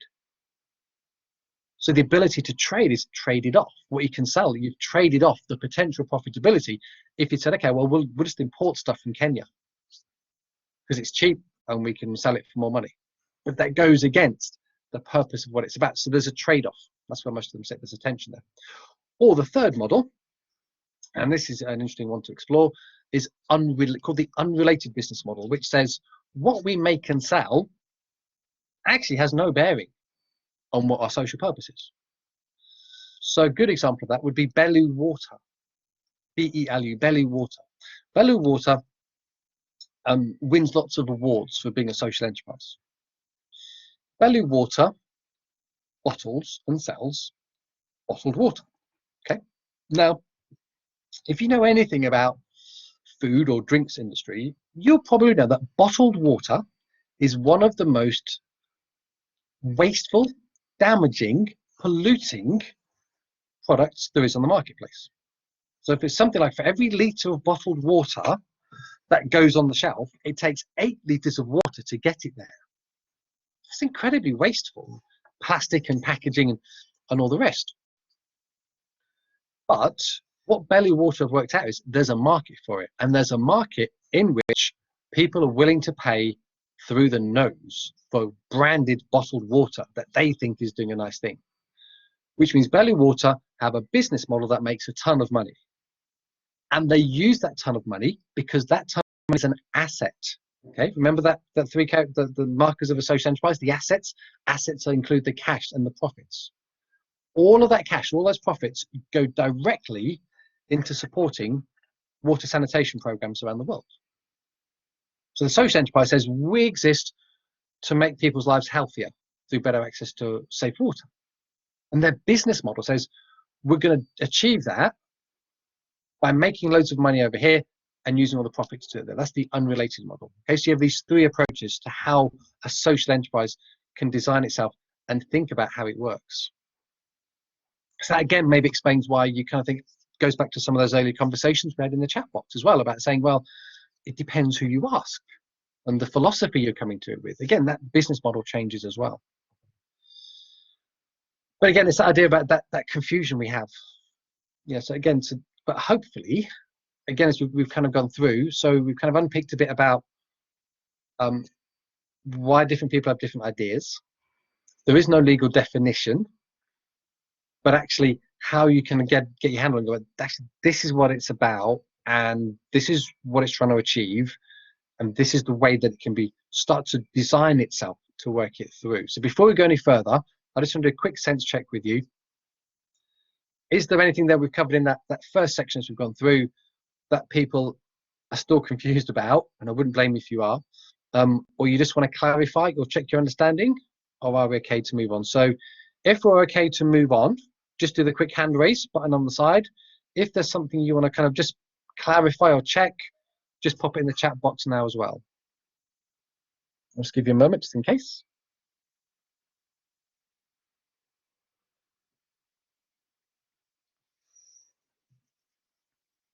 Okay, so nothing in the chat box inside. Okay, so let's move on. The other bit then is why is everyone talking about it? It's okay that people have got agendas, but why make this part of the lineup? And one of the opening headlines to this festival. Why is it becoming a subject that universities are teaching? Why is it that people are interested in all this stuff? Well, the reason it's becoming so sexy is because there's a lot happening in the world at the moment around it. What we see over the last few. Okay, so Murat. So okay, we'll kind of pick back on that one briefly. So Murat, the idea of an unrelated social enterprise says that. So actually, let's kind of go back and pick up Fatin's example in the chat box. So Fatin, I hope you don't mind me picking on you, but it's just I always like to keep the same threads and examples running through if we can. So earlier on, Murat, in the chat box, Fatin said she's running an interior design services company. That's her business. Brilliant, no problem with that. Her idea, though, what she would like to do is, in terms of trying to be, to create some good through it, is to designate part of the profits each year to gift them to a homeless shelter. So it will do some good, okay? So it kind of help that way. And that's corporate social responsibility. That's being a brilliant human being. No problem with that. That's a private business doing good, okay? If Fatin were to say, actually, I'm going to make my business a social enterprise, go the whole hog, structure it and all the rest. Because she's worked out that interior design is a service that can generate a lot of profit. And so she said, actually, I'm going to turn my business over in its entirety. Big if, Fatin, I'm not suggesting you would or you should, if or you could. But if she did, then all the profit that business makes goes to supporting homelessness. So Fatin's come across a business opportunity, which is interior design. Now, interior design isn't really that closely related to rough sleeping and homelessness, which is about basic shelter. Interior design is about the functionality of the space you live in. Homelessness there's a lot of stuff that's going on, not just about emergency shelter. So Fatin potentially then has an unrelated business model. What she offers as a consulting, a design service, is not actually employing homeless people. It's not doing stuff with homeless shelters. It's not, in that sense, in terms of what's being traded with who her customers are. But all the money that she makes from it, that big pot of cash that appears, all of that goes to address the issue of homelessness. So that's the idea of the unrelated concept working through that. So hopefully that kind of helps to clarify it a bit more. And Fatin, I'm sorry for putting you on the spot though, if I have. Always like to kind of try and pick on people as we go through and to draw on real life examples we've got as we're going through as well. So hopefully that clarifies that. Yeah, but this idea, why is everyone talking about it? Again, just a few prompts here to kind of take us off on that. I'm of a certain age and a generation that you may have noticed, partly by my hairline, partly by the amount of grey that appears in what hair I do have left. Many of you are not, though. Many of you are young, sprightly whippersnappers who are coming out in the world. You're millennials and the alphans. Yeah, Gen Y, Gen Z, Gen Z, millennials, alphans. I'm not quite sure what the next generation's called yet. And what we're finding about your attitudes about life and work is that for my generation, our attitude to work was we get a job, it earns us a wage, that means we can enjoy our life. Pays the rent, buys the food, we have a holiday, that's it. We didn't look for meaning in our work. What we're finding increasingly is people like you are increasingly saying, no, the work we do should intrinsically be good. The people who employ us should be running their businesses explicitly to make the world better, not as a side thought, not, okay, we'll donate some stuff along the side if we can, but we'll keep the lion's share of it, thank you very much, because we're the owners, we're the investors. So future workforces are saying, we want to work in businesses that look like social enterprises. We've also seen from the other side, consumer movement. So everyone, hopefully most people have heard of the fair trade movement. Something else that's cropped up a couple of years ago, which came out of the cooperative movement. So just as fair trade came out of the cooperative movement, we're seeing the a tax movement as well, fair tax. So in the later this, I think it's later this month, we've got Fair Tax Week, which is about companies going on the line, going on record, look, we are paying the tax that we're supposed to. We're not ducking any taxes. We're not doing an Amazon or whoever it is. We've made money, we've made profit. We should pay tax on that because that's important.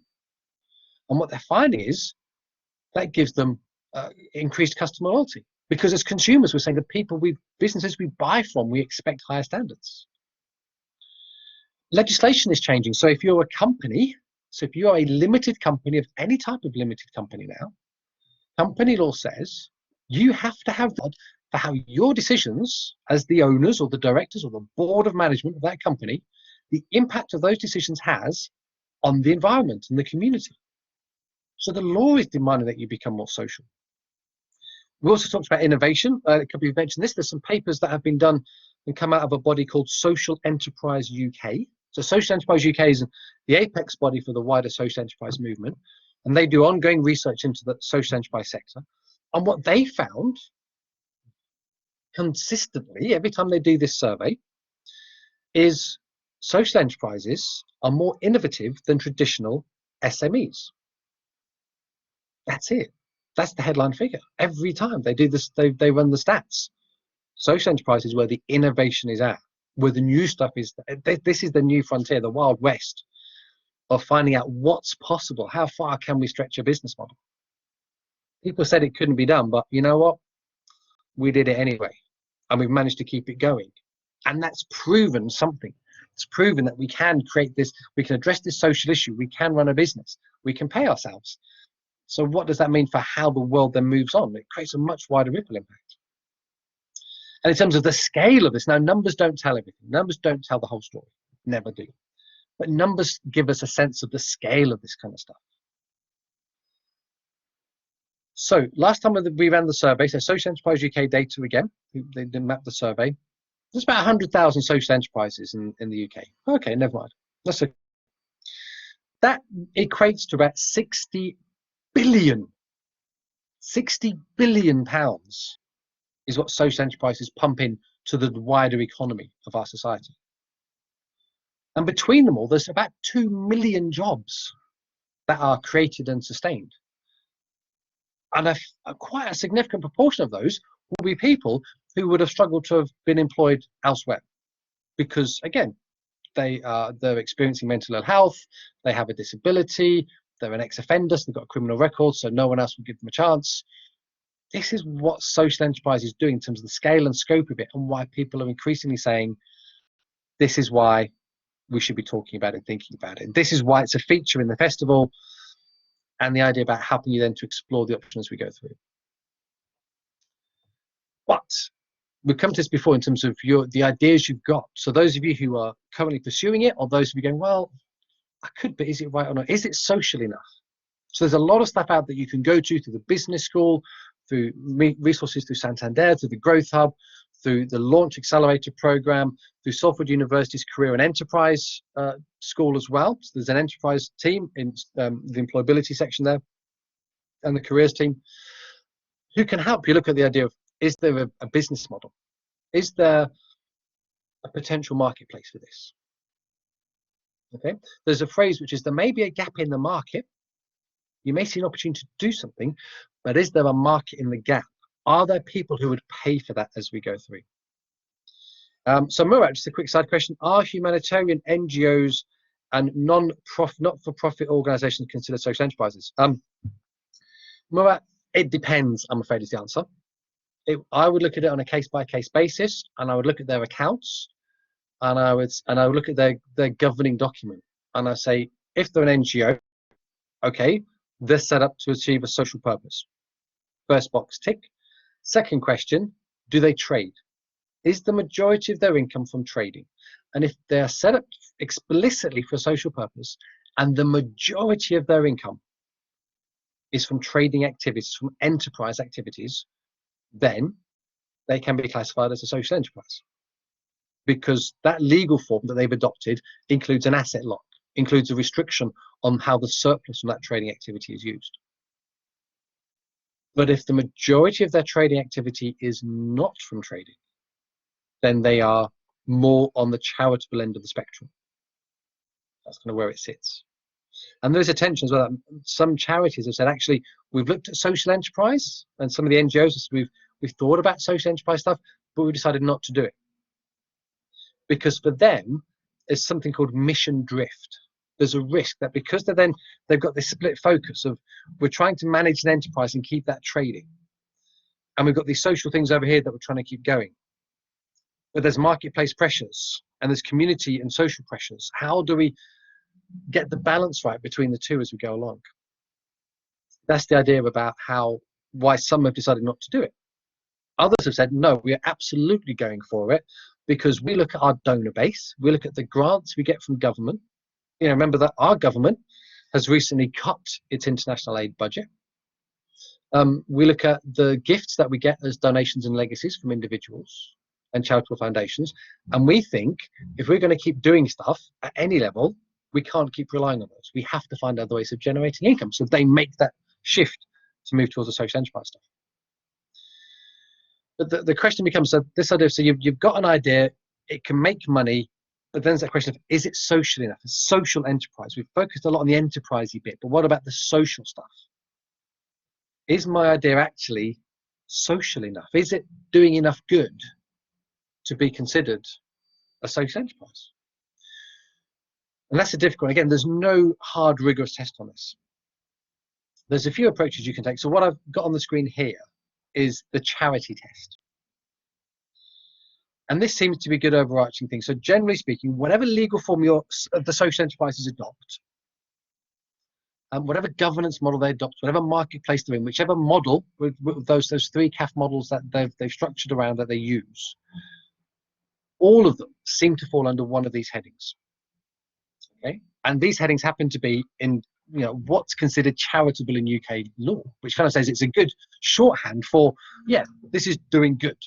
The law recognises this, so do we. So along that, these are the 13 headings in charitable law that says if what you are doing, the trading activity, the social purpose that you have carved in stone at the centre of your business, is to do with this, then chances are, yeah, you've made it. It's over the top. Interestingly, in terms of charitable, just a kind of a couple of caveats on this. So you kind of probably look in that list and go, oh, that's interesting, that's interesting. Top left, relieving poverty. This is an interesting one, because you may be saying, actually, but our social enterprise, our idea is about preventing issues, not waiting till it's a problem. We want earlier interventions to do that. And this then kind of starts to widen that subject about the legal form that might be appropriate. So if what you're setting up is about prevention, you're trying to prevent people falling into poverty. In the UK, preventing poverty is not recognised as a legal charitable activity. So if that's the core purpose of what you're about, you could not do that. You could not gain charitable status to do that. That sucks, that blows. I think that's massively unjust, but that's my perspective, not the universities or any of the festival partners, just to clarify. Relieving poverty is that. And then the bottom right-hand side, supporting the armed forces or the emergency services. Now you kind of go, wait, well, those are funded by the government. We pay tax towards those things. We do. But actually, raising funds and offering support to veterans, to serving troops in whichever branch of the military they're in, or to help with the purchase of equipment for hospitals and emergency services, is deemed to be charitable law. It's now recognised that's a purpose. Now, whether we agree with that or not, these are the broad themes that social enterprise sector seems to go. If what we are saying at the core of what we do is something relating to those things, and we've got an activity that can generate money from trading, however we've welded them together as step, unrelated or trade-off, it's a social enterprise. Okay, there we go. So Fatin, just to kind of a bit in the thing. Yes, the date project. We've got me thinking about dates now. Not the kind of Caitlin, just to kind of reissue, not those sorts of dates. The ingestible, the food dates, the fruits. Sorry about that. But yeah, so the idea of, you know, they sell dates. They've got a trading model that makes money, and all the profits goes to that social cause. It's you know, in part an unrelated model, because they're selling dates presumably for the best price they can get, which means they're selling to people with high disposable income, people who are already wealthy, people who aren't in need of social support, but that money can be diverted and looped around for good, kind of a redemption type thing, Robin Hood type one. Okay, so potentially, there we go, everyone else on the call. If you're following the chat box, Caitlin's kind of suggested something there. So if, I've always said I'm always open to ideas. I'm with Oscar Wilde on this. Try everything once, apart from Morris dancing and incest. But I'd want to know there's enough demand for that kind of thing that Caitlin's suggesting. So have a think and work that out in the chat as we go through. So what I was going to do, really, in terms of this session, is actually to give you something to go out with and say, to actually give you a bit of a live research to plug in and say, actually, let's kind of send you off and, you know, do some research about this. Go in and start to look at some social enterprises out there. I think maybe what I want to do in terms of this session, and again, some of the things that you've shared at the start that you're particularly interested in, that I want to try and linger longer on with you. I'm not sure I want to kind of do this as a live activity now with you. Or what I would encourage you to do, if you want any homework from this session, or, you know, during the break, in the next break in a bit, just to get onto Google or Bing or Safari or whatever browser is that you use, and just put in, you know, whatever the thing is you're thinking about. So theatre, you know, theatre, social enterprise, and see what search results come back, to see what kind of social enterprises there are in that space already. Or it could be that, you know, you're kind of talking about the, you know, selling foods, the date project. So food, social enterprise, and again, see what kind of search results come back. And when you have a quick look at those things, you know, look at them through the lens of as if you're researching them for an assignment. And just okay, on the basis of what you can see and read about them, those, you know, two things. One thing, something about how they're describing themselves, presenting themselves, that makes you go, that's really clever. That's a really neat trick. I can see they're doing this as a trade-off business model, or a step business model, or an unrelated business model. I can see how they thought about what their purpose is and doing it that way. And maybe one thing that makes you think, yeah, but I'd have approached that differently. Again, and that's not to kind of get you into the training to become specialist consultants or just research it for the sake of it. But again, as an activity to say, if you're really kind of wrestling with this idea of, I'm thinking about how to do this myself, learn from others. Okay, as you've seen, hundreds of thousands of social enterprises out there already. Social enterprise as a concept has been around for millennia as well. Just in the last few years, we've defined it a bit more. So in terms of coming up with ideas, don't feel you've got to come up with it all yourself. Go out and look at what other people do. You know, there's another famous adage, talent borrows, but genius steals. So I'm not suggesting you steal other people's business models or ideas. What I'm thinking might be an interesting approach is that maybe you could borrow some of their design elements. You could be inspired by them in terms of how you're taking that and bringing it for yourself.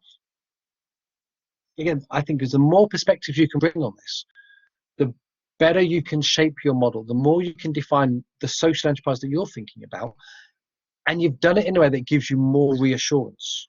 You think, okay, I'm pretty confident about the way I'm doing it here because those people over there, those social enterprises over there, this research here all agrees that this is a model that creates the impact and has the best chance of winning the contracts. So I feel more confident about doing this now, rather than, Well, I sat here in my bed sit and I thought it would be a good idea. So I'm just going to kind of go out and see what happens. You'd be really nervous and bricking it the whole time. So the more you can do to bolster yourself and assure yourself in the planning and development stage, surely the better as we go through. So like I said, I said that as a kind of as a homework task to go through. Well, again, just the other thing I want to kind of just pick up and reinforce is as you're looking at all those examples and models, is just remember that from that social business model canvas from the Young Foundation, but in the marketplace, who are the beneficiaries? Who benefits from what you do and who pays for what you do? Just because people are in poverty, just because animals suffer, just because the world is on fire, does not automatically mean that there is a trading business opportunity within that somehow to fix it. That's why we have the spectrum of society. We have public services, we have charities, we have private businesses. Social enterprises are part of this mix. We have a role to play, but we need to make sure we're doing it properly. We need to make sure that there are people who will pay for what we do, who has an interest in that service, who would pay. So again, Fatten's example about the date project. There are people who enjoy eating dates, so much so that they're willing to pay top dollar premium price for them. Okay, there's a customer. That generates money which meets a social need. People who are in food poverty.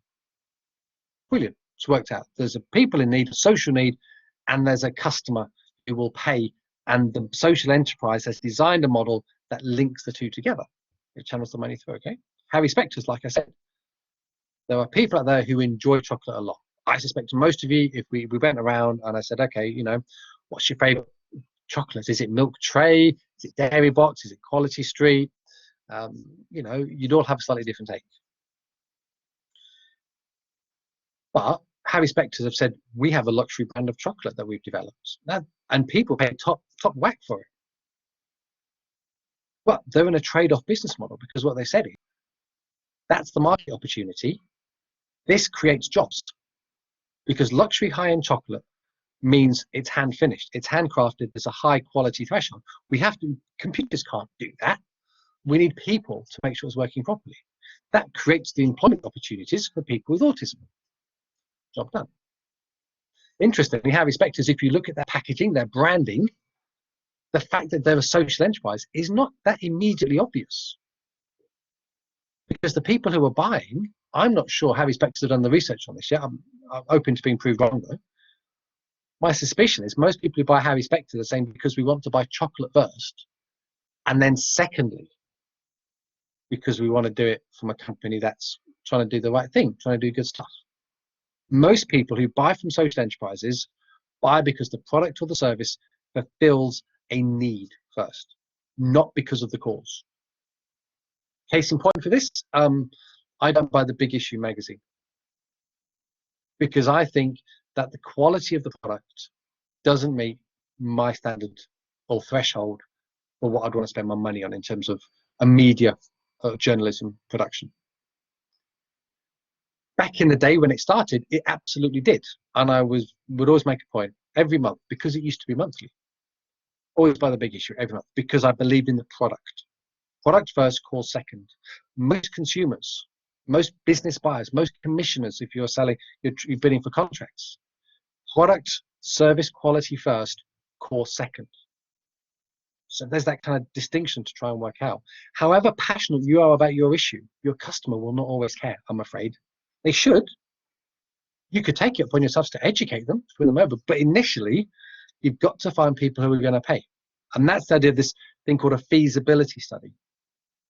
And there's plenty of stuff out there. So again, you go through the business school, Santander's program, the program's launch does, Careers and Employability Service for the enterprise team.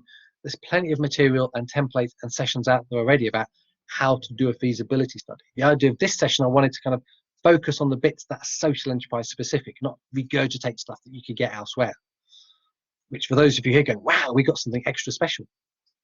which is this point. You've given up a good few hours of your day. I want to kind of give you something decent, not just same old, same old. That's okay. But the next thing, as we kind of go through thinking about this in a bit more detail, is okay, so we think we have the idea. We think we have the idea of a business model. We think we might know who the customers are. How do we actually know? What's the steps we can take? So I want to introduce you to another canvas as we go through on this one. Partly because I like canvases, and partly because it's nice to have something different and other than just a chunk of text on a slide. So this is something called the idea canvas. And it's about what's your great idea. And again, talent borrows, genius steals, remember? So I have paid homage to this from an organization called Everything Brilliant, who created it in 2015. You can see them in the bottom corner. And they make it available through a Creative Commons license.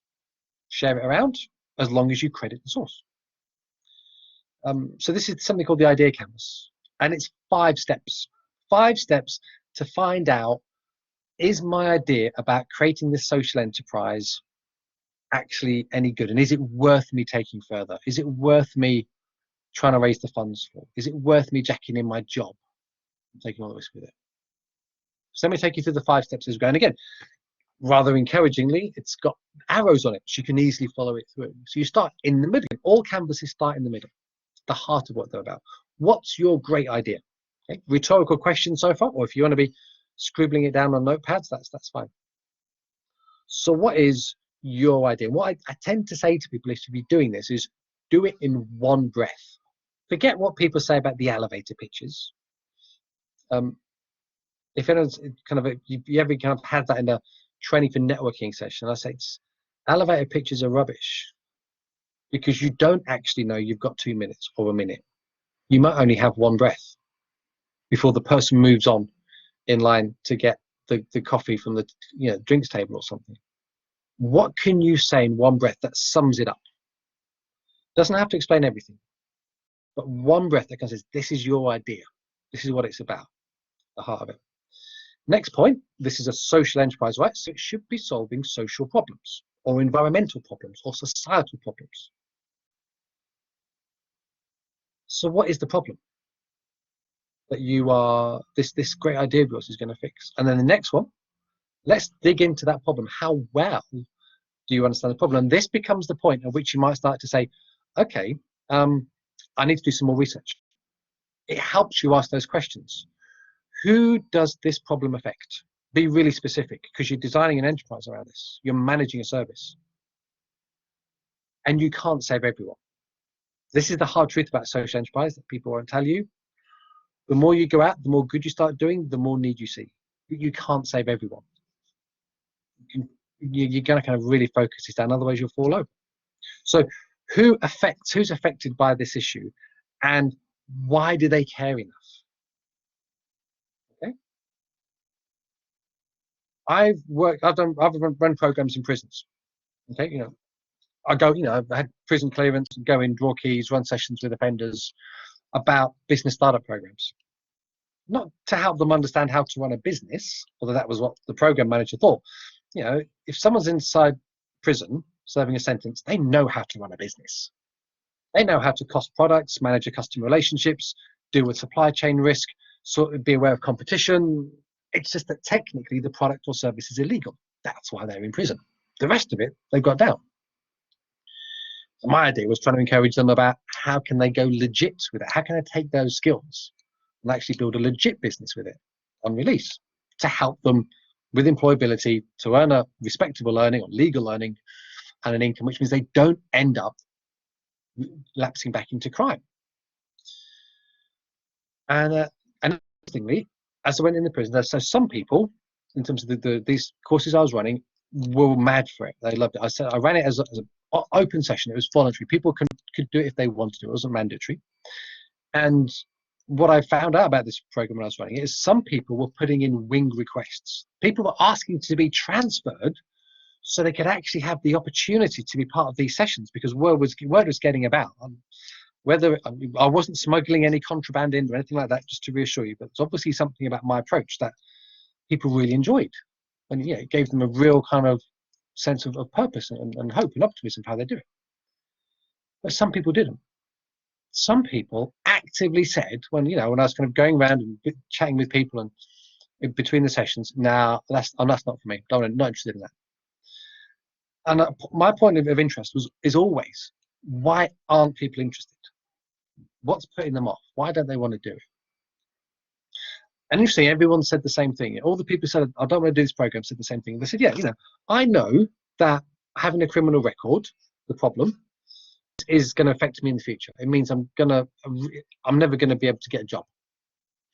I'm always going to be stigmatized. But I don't care about that enough. Because what they'd worked out was, for a lot of people in terms of prisons, in this terms of how prison this was a few years ago, once you got to a certain age, you got a full medical. You had kind of like private sector healthcare level of stuff, not the NHS goes. This was kind of private hospital, Harley Street type stuff. You got the full works. Once you reach a certain age, anything that you had slightly off with you, any operation you needed, any minor surgeries, any treatments, dental, bones, whatever, you'd be taken care of. That was it. Even if it was, you'd be argued cosmetic, it would be done because you were in prison once you got to a certain age. And for those people, they said, once I've got to that age and I've had all that health work done on my body, then I'm going to want to go legit. But until then, that's more important. So it's understanding this issue, what drives people, understanding this issue, working around. So it's that thing about how it works. And then also, who else cares about that issue enough to want to pay you money to fix it? Is it the people who you're going to be benefiting? So you're like a symbiotic. So I'm going to benefit, but I'll pay you for that benefit. Or you're going to get a commission from the health service, from the GP service to work it through. Or the council, or someone else. Or there'll be a private company that says, we're going to pay you to help us with the recruitment for our business. And then we start to work through the detail of your model. How does it solve the problem? What's the kind of sausage factory process that people go through in this great idea? Because at this moment, it's all in your head. You're in God mode. Okay, you control this. Then lastly, how do you test this? This is the feasibility part. And again, within these boxes, there are some prompt questions. How can you validate this? How do you know it would really work? So maybe that's why I've gone off and I've researched other comparable models and they work. I've gone off and I've talked with people. I've set up a market store. Okay, but something that says you've done some initial testing for this. A bit like, if you're writing an essay or an assignment for your degree, you do some sketch notes first. You wouldn't just kind of sit down and go for it full draft the night before without doing any prep or putting a structure together or checking your references. This is that kind of that process we go through as well. So I think the idea canvas is really useful when we're thinking about social enterprises. How well do you understand the issue that you're fixing? And how do you make sure that there are customers within it that you can kind of pick up and will pay to go through as well? So that's the kind of as far as I want to take us through in terms of this section of the session today.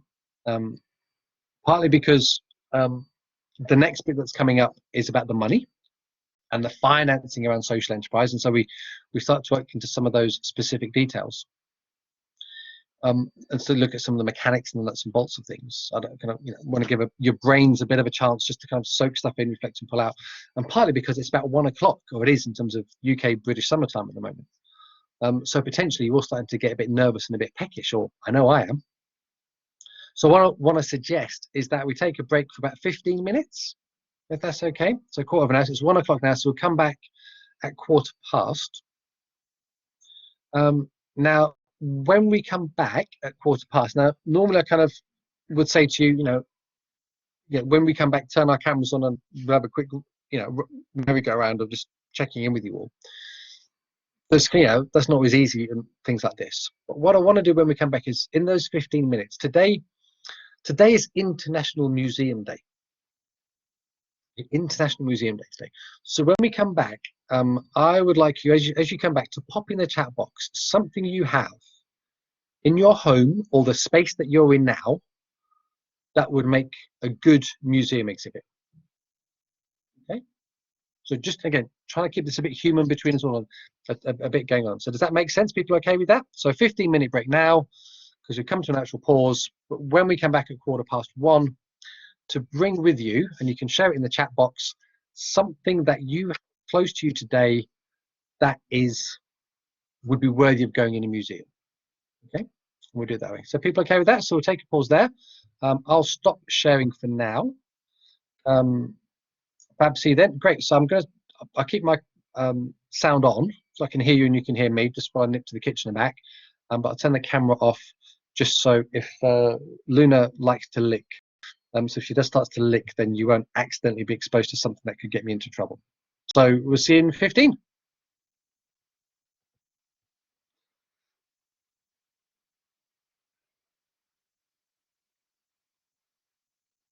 Innovation counts. Resources.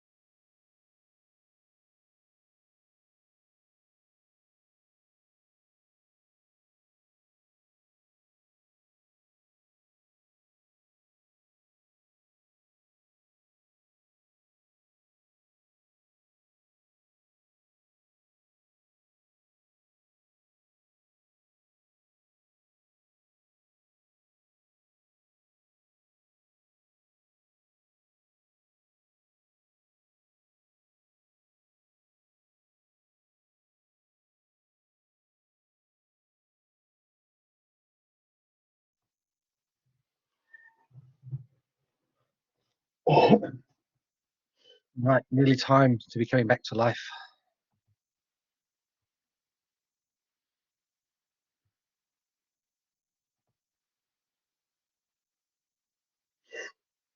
There we go. Let's see, it's 1:15, thereabouts. Who's back here already? Raise your hands in the air like you just don't care. If you can do it, great. There's hands going already, brilliant. So a few of you pinging back too, lovely. So just before we kind of pick up again with the kind of theme of social enterprise, I said before we went into sort of that short quick lunch break, today's International Museums Day. Most days there's some kind of event that's going on, and if I'm on a call I always like to try and do something to celebrate it. So for example, if it's pizza day, I'll try and say let's all talk about our favorite pizzas. There are other days of the year that people celebrate, some of which include are not just food based but are clothing based, or unclothing based, but this is not one of those days. In fact, it's Friday. Let me just kind of make sure I get the title of this right in terms of Friday. Friday is pizza party day. Thursday is notebook day. And bizarrely, Sunday is turtle day. So all things that are going on all the time. But today's International Museum Day. So I was interested, and I know cameras are sort of a challenge for quite a lot of us. So let's kind of just do it in the chat box as we go along the side. Actually, no, let's do audio descriptive on this. So I'll come to each of you in turn, and if you could just briefly describe with audio. But Lee and Willinson, I remember that about your mic issue. So if you want to be working on the chat box for yours, that's fine. But if I come to you in turn, unmute yourself and just audio describe as if this was Radio 4 or BBC World Service. What item have you brought or do you have that you think would be a worthy addition to any museum? And let's start with Lisbeth, please, as my co-moderator on the call. Hello, I know this is audio one, but I would want to share my video because this is really excited to see. So I have a collection of analog camera. So this is an iconic one, is a Nikon F2. So I got it from a collection of a photographer, and I have another one here as well. So I used to have about 5 or 6 camera, but I sold them and only keep these 2, and I think it's really great to place it in the museum. Sure. Yeah. Thank you for that. Okay, Sanjay. That's all. Okay, thank you.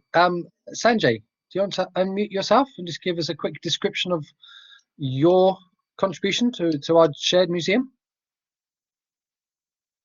If you're there, Sanjay. Okay, we'll move to Sangeeta.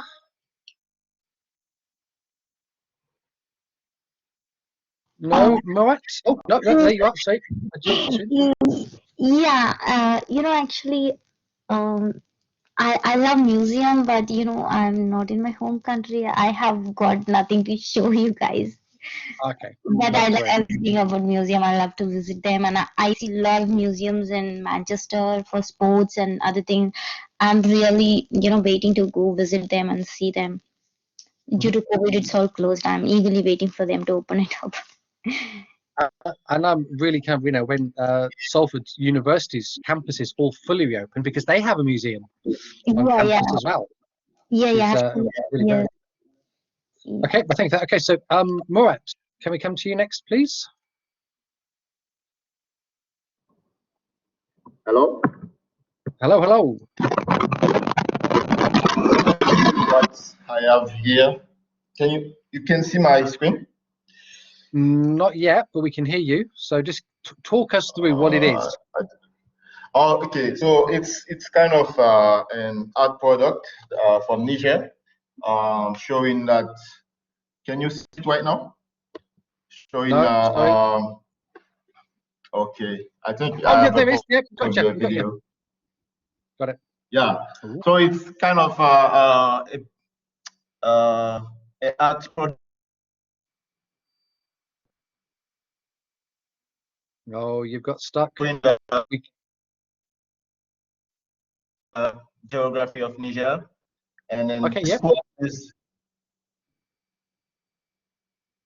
You may this have course to take is your because of video. Agadez, a main city of Niger that where people are migrating most.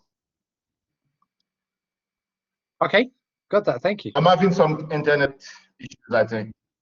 I Yeah. think we got All right. enough of the gist of it to appreciate it. But thank you for sharing that. That's great. The next one up on my list is Inez. If you're there, Inez.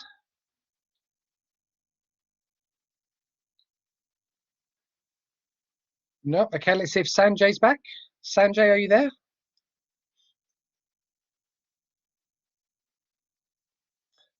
Okay, Fatin. Hello. So I Hey.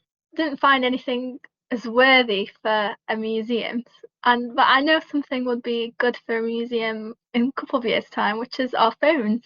We'll all have phones that are going to develop in a couple of years' time, so these can be worthy. And it will actually be really interesting to see how technology develops over the years. Nice, thank you. It's very very clever angle. So Emily, okay, what would you bring? So let's hear from you now. So I was just making a brief snack, and one of the eggs that I found at the petting zoo that I helped at this morning, it was a bit bigger than normal. I was a bit confused. I cracked it, 2 yolks inside. Absolutely. Oh wait, my connection's going. No, we've got you. It was a double yoker. Double yolk, so it could go in the museum for all about a week, and then I feel like it would be too much. That's it. Thank you for that. Sanjay, sorry to hear about the tech, but Sanjay, if you want to kind of pop in the chat box just to briefly describe what you would be bringing into our museum. Lee and Willison as well, if you want to pop in the chat box as well. I've got something to show you as well. Don't worry, I'm not going to sort of ask you to do stuff that I'm not prepared to do. But that leaves with Caitlin. Caitlin, are you there? Have you got something to nominate and share? Do you want me to show you, or is the point that we're supposed to be describing? The audio descriptions are there because a lot of people are struggling with getting cameras working and connectivity. That's why we're doing it on the audio thing. Sanjay's just been describing a vintage coin collection, which is great. So you can audio describe it, but if you want to risk it with a live camera, pop the camera on and we can see it in full Technicolor. Okay. Oops. And just while you're doing that, Emily, you haven't missed the story yet. Right. Okay. So my window for viewing is in a slightly different place to where I'm used to. So right, this is my my museum piece. I remembered correctly. Excellent. That was deliberately to annoy you, by the way. This is a Marmite cassette, a promo cassette from 1985, called Tales of Mystery and Intrigue, and it sits pride of place in my.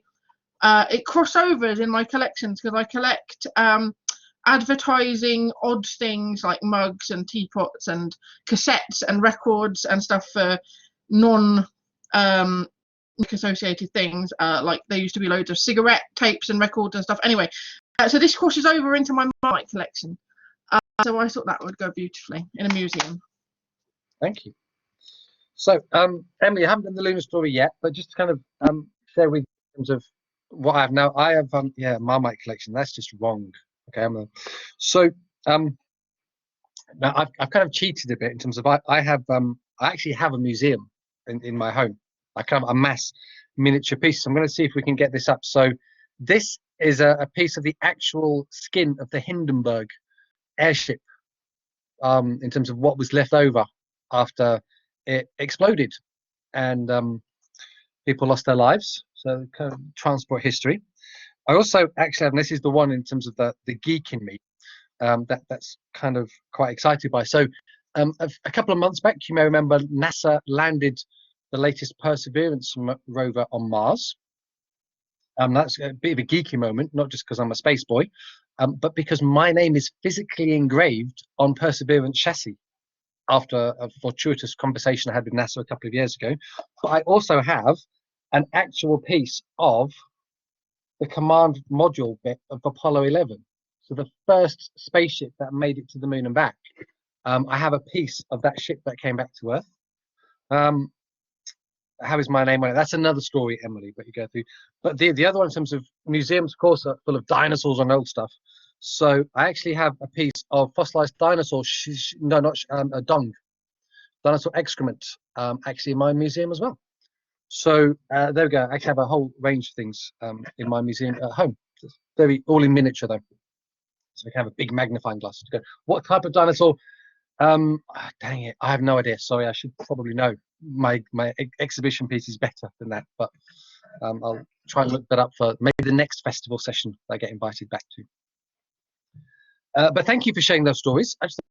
Again, if we were in a room together, we'd have had a chance to kind of get to know each other a bit more and have a chat during the breaks about what we're interested in and what's going on. So the idea of those things is just to try and keep things a bit more human between us as we go through. But social enterprise, back to the festival, which is where we're supposed to be. So sorry to, excuse me, take it back. But let's kind of get my prompts back up again, see if I can remember where we were up to from before. And I think I'd left it that we were going to be up to the money. So not that one, not that one. We've done that one. The money. Yeah, there we go. So can someone just give me a quick hand raise thing if they can see the slide talking about financing social enterprise? Great, thank you, Sangeeta, Emily. So thank you. Ping, ping. There we go. Mexico is coming again. So slide 15. Yes, 17 now. So the nice thing as well, of course, about using Blackboard is you get a countdown. So you can see how close we are to the end of the formally structured prepared content. So you can see how far we are through the running deck. And in terms of us, having just crossed the halfway mark in terms of our time together this afternoon, this is probably a good point to be at.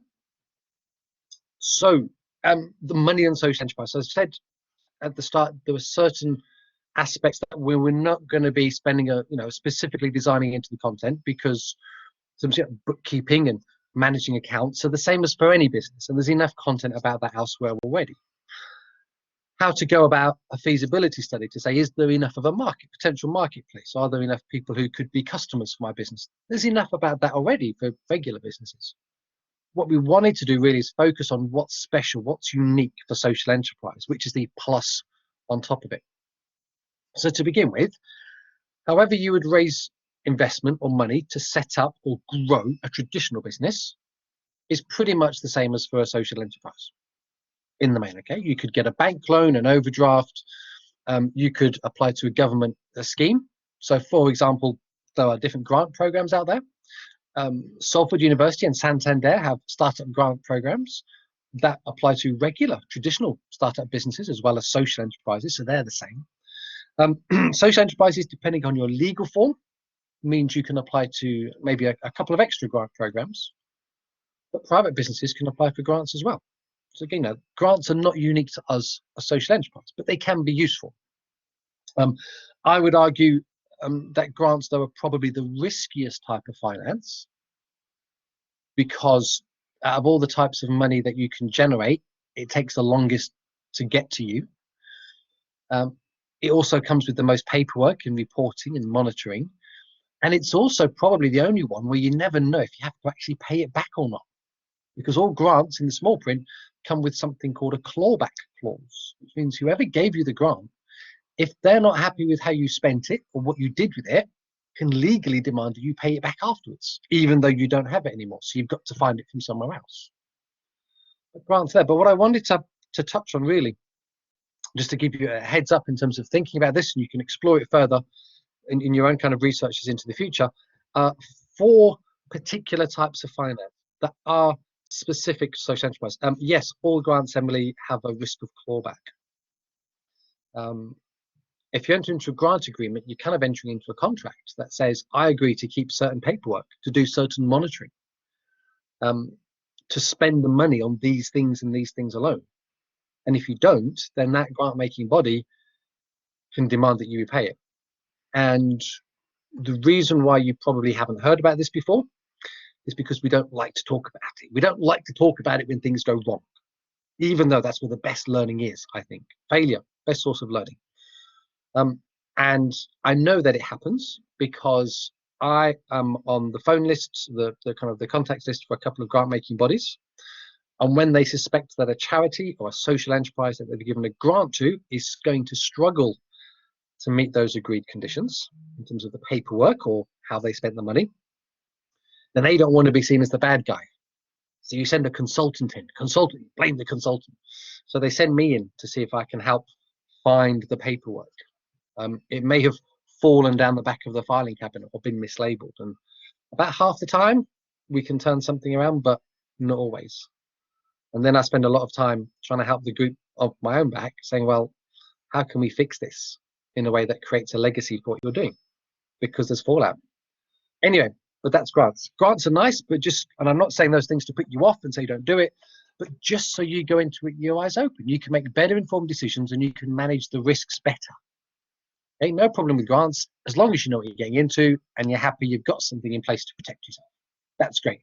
It's just that in my experience, most people don't know what you need to protect yourself against because people don't tell you. However, the extra special stuff for social enterprise, and there's 4 things here that we've got on the list, and I want to go through them just brief with you, just to give you an idea, a bit of an overview as to what it is, how it works, and when or if it might be relevant for you to consider in terms of developing or growing a social enterprise into the future. So the first thing we've got up is something called community shares. Community shares have been around for a couple of centuries, and community shares are specific to one legal form of social enterprise. And that's actually as a cooperative, a community cooperative society, sometimes called community benefit societies as well. So this is where a social enterprise is incorporated with a particular legal form that's called a community cooperative society, which means that its members, the people who in how it works and how it runs, are people in that local community. It's a wide participatory governance model. It's not just about a few people getting on and fixing something. This is a whole community coming together. And under that legal form, there's the option to do what's called a community share issue. A community share issue says, a few of us will get together, we'll do a summary business plan called a prospectus. So a few pages of an outline business plan. There'll be a couple of pages that say, this is our financial forecast and our budget accounts, what we think will happen in terms of the trading activity. And we want people to invest in us. We want people to buy community shares in multiples of £10 or £50 or £500, whatever you wanted to make it. And in return, this is what you can maybe get back in the future. We will maybe pay you interest of this much if we make enough profit. Or let's say we're opening up, we're taking over the last pub in the village. So the communities come together to maintain the pub as a hub for the community activity to happen here. Which means if you're a shareholder, one day a year you get a free tab at the bar. You have to go to the pub, but there's a free tab. That's what you get in return for having invested this money as a share issue. But there's a few caveats on this. However many shares I would buy, I would still only get 1 vote in that enterprise. So money does not buy influence. The shares that I've bought, say I bought £500 of shares, I can't sell those on to other people. I can only sell them back to the social enterprise, the cooperative, and only when they can afford to buy them back from me. And if I sell them back, I can only sell them back for what I paid for them, what they paid for them, £500. So you can't speculate on them. So in some ways, a lot of people and community social enterprises use that legal form. Say, this is a way that we can get a lot of support from a wider community. And that shows the rest of the world, commissioners, grant-making bodies, ourselves, lots of people think this is a good thing for us to do. This is what our community needs. So much so that they've put some money in. Not as a gift, not as a kind of we passed around the tin. This is a legal shareholding model. they can get their money back at the future if they want to. That's one way of doing it, okay? So that's one mechanism that social enterprises can have under certain conditions. Again, as we go through these, if there's anything you think, I think I've got that, but can you just kind of clarify that? Again, pop it in the chat box. I'm happy to go back over it if people would like. Well, there's another, number 2 on the list. Are they tax deductible? I'm going to come to tax deductions in a moment, Emily. That's last on the list, don't worry. For the rest of you going tax deductions, we'll get to that. The next one's called social impact bonds, or SIBs, social impact bonds. Now these are confusing because they're not a bond. If you look at like what a bond is, they don't act as a bond, and they're not really to do with social impact. But they're what they're called. So a few years ago, government, so government contracts people to deliver services. Okay, so let's go back to that idea, the example I said about people serving prison sentences. Okay. So in years gone by, I'm running, I don't know, let's say I'm running a forest school. I'm running like an outdoor forest school.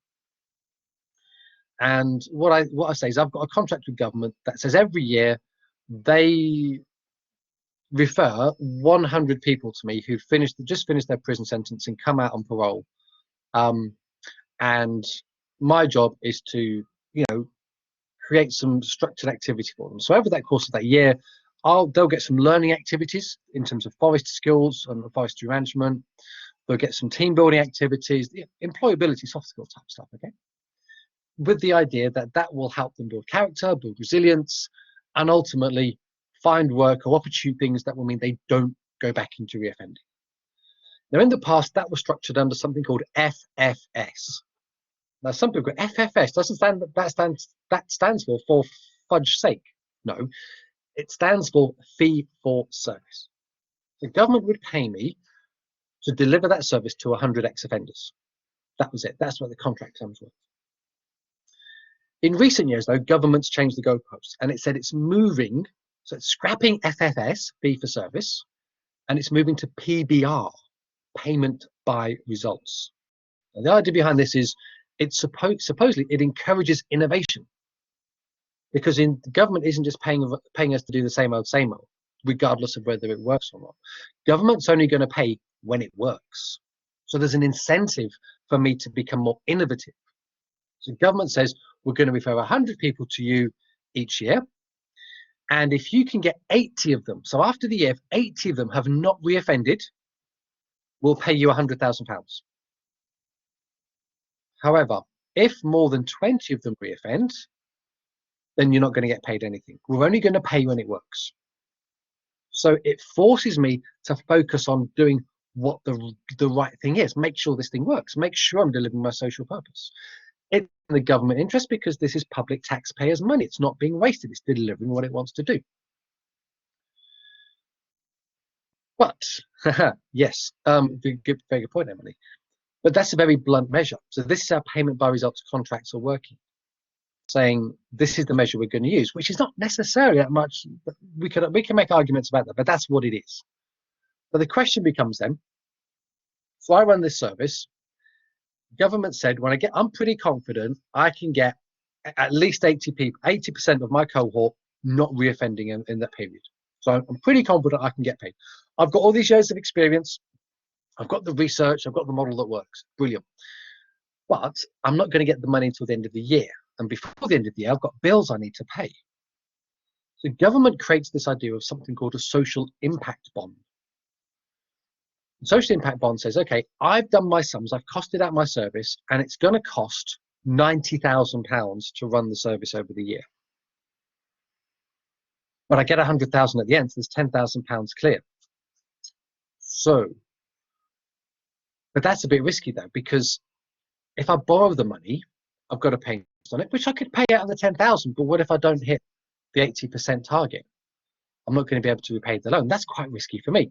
So the social impact bond is created. It says I go to investors, I go to the city, London City Bank, the hedge fund managers, and all the rest. And look, I'm raising a social impact bond. I've got a government contract here, which says at the end of the year, I'm going to get £100,000.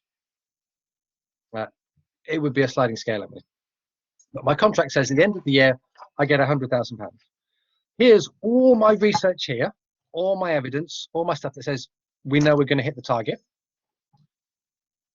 But I need £90,000 to run the service. To hit the target, to release the £100,000. And then it says, okay, what's in it for us? So I say, right, we structure this deal. So you invest, you give me the £90,000. At the end of the year, when the contract pays out £100,000, I'll give you your 90 back, and I'll give you 2/3 of that surplus, that bracket. So you'll get £6,500 on top, and then I'll keep the other 3.5 as to reinvest in the business, to build my reserves, to be able to offer some courses for free next year to kids in local schools or something. That's the idea of how the social impact bond works, which on paper kind of makes sense. Well, that seems fair enough and great. The problem is, though, it puts all the risk on the investor, because if I can't meet that target, as Emily's kind of suggested in the chat box, if I can't meet that target through no fault of my own, a couple of people coming through, there may have been extenuating circumstances, they may have had deaths in the family during that period that just pushed them over the edge. It happens. The contract doesn't pay out. Well, in which case, government doesn't pay for a service that hasn't delivered, so you can see it from their perspective. The social enterprise says, well, it was a social impact bond. We only would have generated the cash if we'd have achieved the target. We haven't achieved the target, so we don't have to repay the investor. And the investor says, well, I'm £90,000 out of pocket. So you can kind of maybe see where the flaw is with social impact bonds as an argument. It's massively risky and speculative for the investor. But there are tax reliefs, which I'll come back to, that depending on the nature of the contract and the nature of the service that you're running and how you're going to use their investment, they may be able to get a tax break on it. So it softens the blow a little bit, but not all of it. That's social impact bonds. But again, interestingly, the research shows us, in terms of, because there's research been going on in the last few years around social impact bonds, it doesn't generate innovation. There was a belief by the civil service, by politicians, by the government, that payment by results would generate better outcomes and more innovation. And what we're seeing from the evaluations and the research is it doesn't generate better outcomes and it doesn't generate more innovation. And that may be because the same research shows us that the value of the contracts, what the government pays out, at best covers the basic costs of running that service. But in the main, most social enterprises who are delivering those contracts and raising social impact bonds to cover them cannot recover the full cost. So the service is run at a loss. But they still feel they should run it because they say, because we should run the service. It's a trading income and we can subsidize it through these other means. And that's what we're here to do. And if they're aware of that's how it's worked and they're costing, then that's fine. Supermarkets sell stuff at a loss. A couple of years ago, there was the banana wars. All the main supermarkets were selling bananas at a loss just to get you in the door. Because when you were there, you bought other stuff. So it's okay for you to have a range of products or services, some of which lose money, called a loss leader model, because it brings people in. Then you can move them onto the services that are profitable. So social impact bonds, not quite living up to the hype yet, still a lot of confusion, but often talked about, particularly where social enterprises are coming into the realm of public services. Okay, number 3, halfway through this mini rundown, social investment. So a couple of years ago, government again had another policy initiative. Government started saying words to the effect of social investment will help charities with their financing problems, help them raise the money they need to innovate, to develop new services, to continue to deliver good stuff. Social investment's the future. Social investment is a loan. It's just that it's a different type of loan. So there are lots of social investment bodies out there. So things like Charity Bank, that's what it says on the tin. The Ecology Building Society. Okay, you kind of get the sense of this. Big Issue Invest, part of the Big Life Group. We have the Big Issue periodical as well. These are all organizations that say, we will lend your social enterprise money on the basis that you repay it with interest, but we'll give you better terms than the bank will. We won't ask you for personal guarantees. We will be happy to wait for longer you to repay the money, because we're interested that you use the money to do good with, not just make us money so we can pay the kind of the bank's shareholders to have another pina colada on the beach. Usually as well, there's criteria about social investment that says, you know, if you've been turned down by a bank, then social investors are kind of are more interested in that. Looks like there's half a message appearing on the chat box around this idea of social investment. It started with "are there," but let's just kind of see what's like the thing on Messenger. The three dots are waving up and down. What are they writing? What are they going to say? Are there tax breaks? Are there tax deductions? Is that going to be the question? Are there Christmas cards that come with it? I don't know. Are there? Okay. I'm really sorry, I've forgotten the word for it. Okay. When you pay back something and you have to pay extra, what is that word? Interest. Are there interest on the social investments? Tend Yes. to be. Okay. Yeah. See, there is interest. So because it's a loan. Now, interestingly, so the majority of social investment bodies, social investors, will say you've got to pay the money back and you have to pay interest. It won't be big interest, but it will still be an extra on top. But there are some social investors who are experimenting with this. For example, NESTA, National Endowment for Science, Technology and the Arts Council, recently ran a pilot program that said we'll do social investment at 0% interest. So we'll lend you the money and you have to pay us that back, but there won't be any charges on top. And again, so some social investors, they're kind of exploring this. Some of them are doing it as a hybrid model. So depending on circumstances and which boxes you might be able to tick with them, they will give you some of the money as a loan and some of it as a grant. And the grant amount will mean that you can easily cover the interest on the loan and have a bit more left over. Not to pay the loan back with, but to kind of soften the blow to work it that way. So it's a big, another sprawling mess. So again, in terms of the idea of this festival, it's to introduce the concepts and the ideas. We could spend a whole hour and then some just on social investment. But I just wanted to kind of set these up so you've got a passing familiarity with them. So if you do explore them in the future, you've got a basic starting point to go from. And then the fourth one, the tax breaks. So if I were a private business starting out and I went on something like Dragon's Den, and the Dragon said, we'll invest £60,000 in your new business, they would probably be able to qualify for, Caitlin, so we're on slide number 17, financing a social enterprise. Or at least that's kind of what my screen is showing me, sharing with you. Just checking, okay.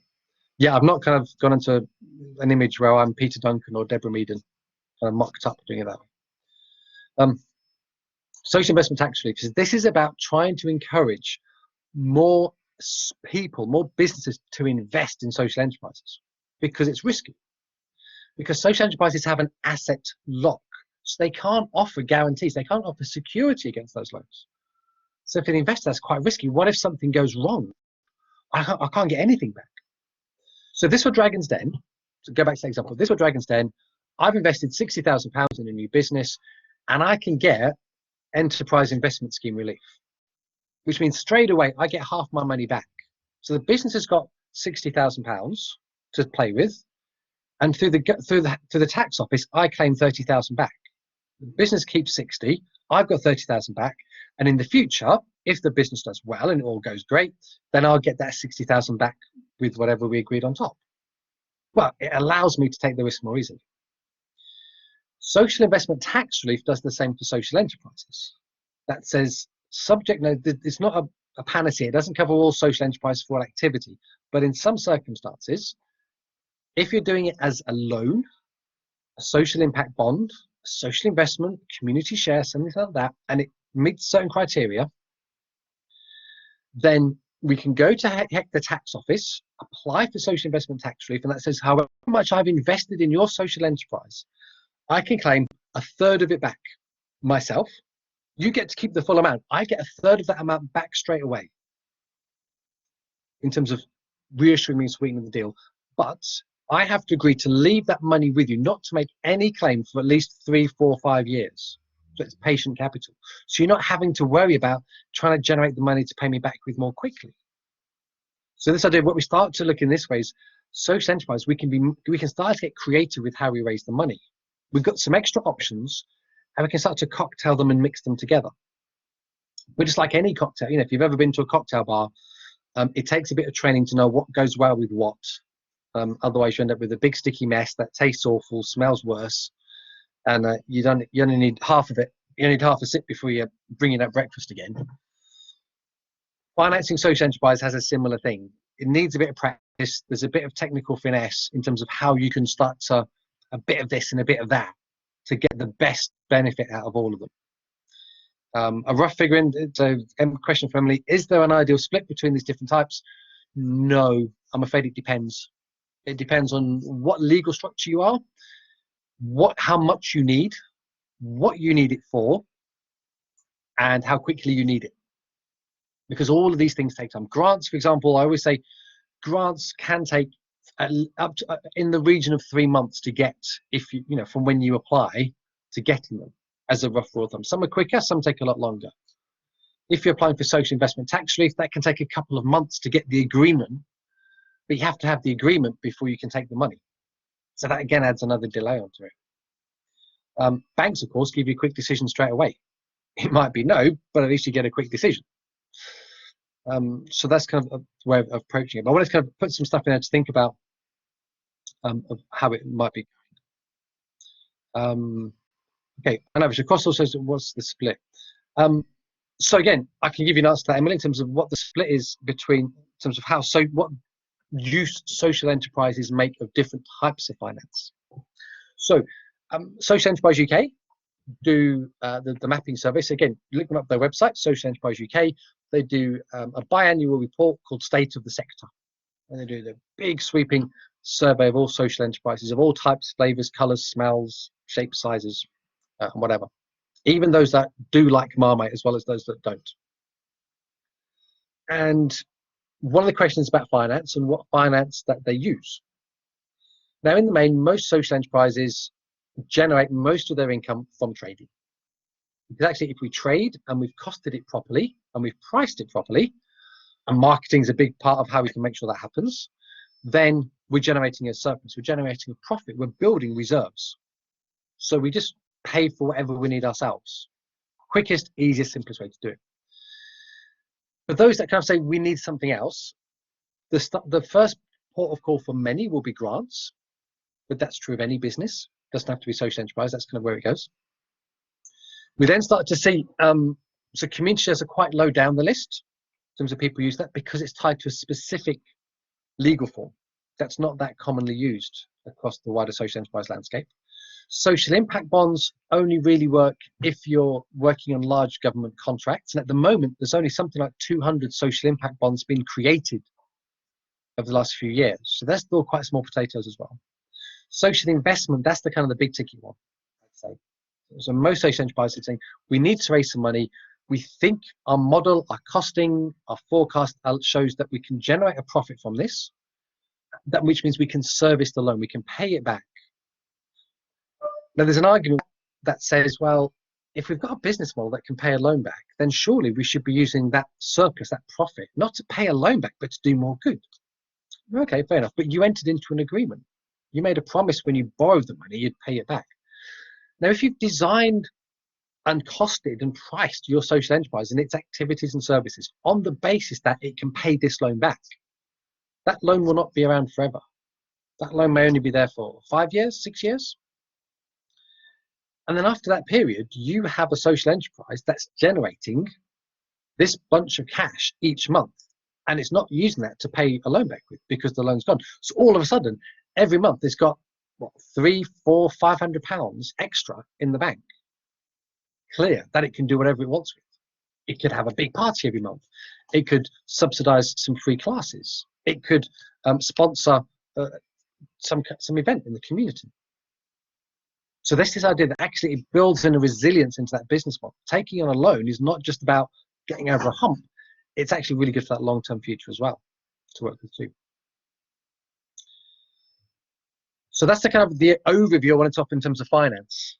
That in the main, it's the same as for any business, but there's a couple of extra oddity bits that we can have as social enterprises that private businesses can't. But in the main, most social enterprises will say we get most of our income in the same way that any business would. If there's a grant available, we'll grab it, because why wouldn't we? It makes sense. We're happy with the risks. It all fits together.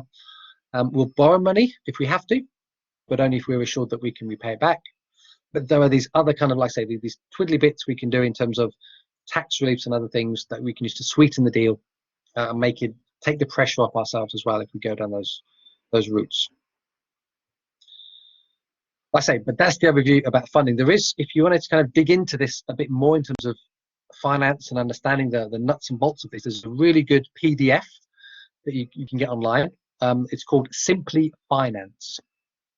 It's called Simply Finance, and it sits on the website of an organisation called Cooperatives UK.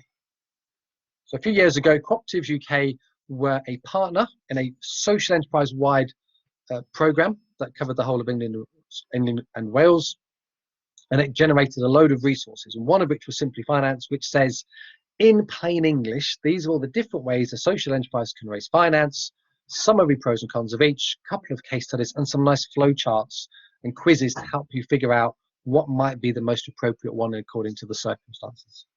So that's worth looking at too. But again, in terms of how we put this session and course together, I was kind of thinking we'd kind of work through a number of themes, give you a chance to reflect on some other stuff, but I think in terms of what's coming out, rather than kind of come out and say to you, okay, what's the benefit of being a social enterprise then over trying to be a business that just, you know, Baton, you gave the example earlier. I'm a regular private business, but I can still do good.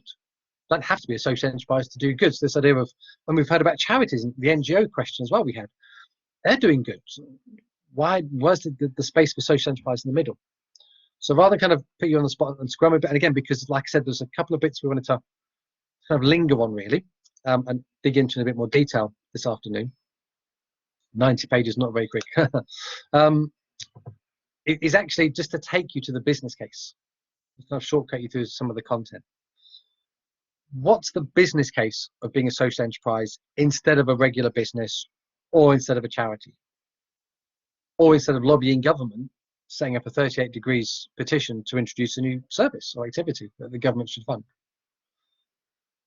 So this is the kind of, I think, as a starting point, three arguments as to why social enterprise might be a better way to approach an issue or starting up a business than other routes might be as well.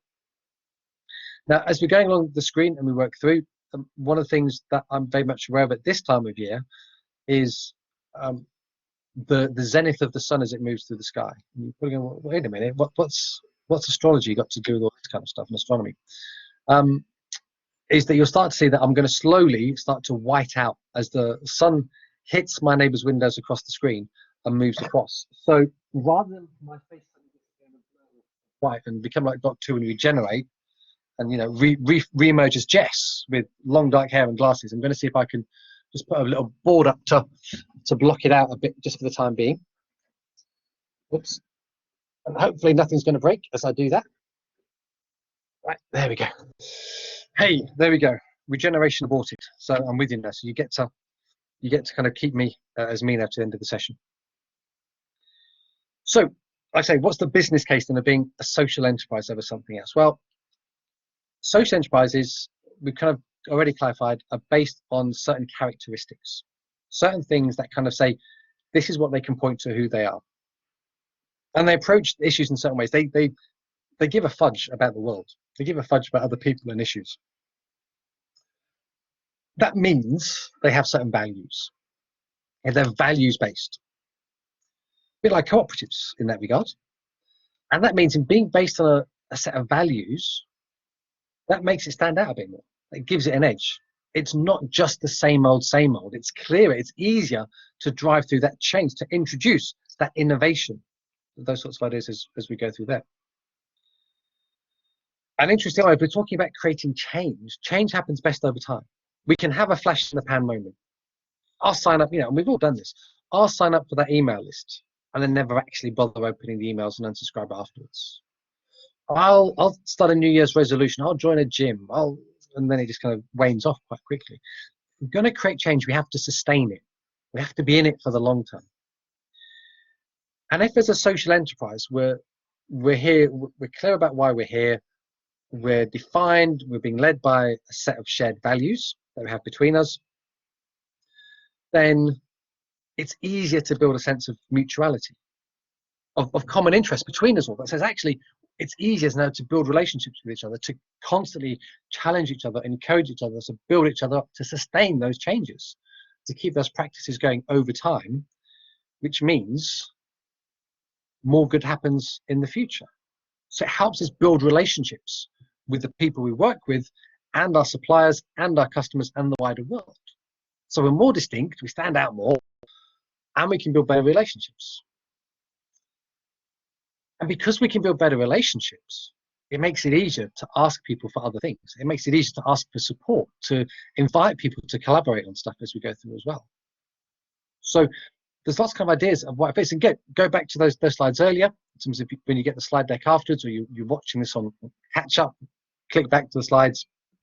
Let me just give you the slide reference number, just so we know in terms of why everyone's interested in it, which was slide number 12. Why social enterprise is seen to be so sexy. It helps you better meet changing legislation. It places you in a better position to bid for government contracts. It helps meet the expectations of customers and helps you recruit better people in the future. So this is how actually a social enterprise can give you a bit more of an edge when it comes to being successful and sustainable as an enterprise and in that social issue. Sounds great. So, but I always try and be even-handed in this. There's no give without gain or give without get, something like that. There's a downside to it. Talked about grants earlier. Grants sound lovely, but there is a cost to them. We just need to be mindful of that. There's a risk we just need to balance off with. Similarly, in terms of being a social enterprise, there are risks to it. I don't want to kind of run this as a session going, it's all great, it's all brilliant, I'm going to sell you on doing it, because that would be unfair, because sometimes it does go wrong. Sometimes social enterprises fail. They don't succeed either as trading enterprises, they're not sustainable in their business model, or they can't reach that social mission, they can't create the social change that they aspire to, that they wanted to. Let's just kind of briefly dwell on some of those risks. Not to be defeatist, not to be nihilistic, not to put you off, not to be the kind of, okay, where are we at today? Are we half full or half empty on the glass? I always say I'm the glass half empty guy, because it means that I'm always looking for the next tap to fill it up with, rather than, oh, it's all doom and gloom. Keeps me sharp. But this is the stuff to be aware of if you're going to put yourself out there as a social enterprise. Some of which I think as well we've touched upon, but just to draw it together. You create more expectation on yourself. You're putting yourself out there saying, judge us not just by how good our product or service is, but also that we're achieving this social good, we're achieving these social aims.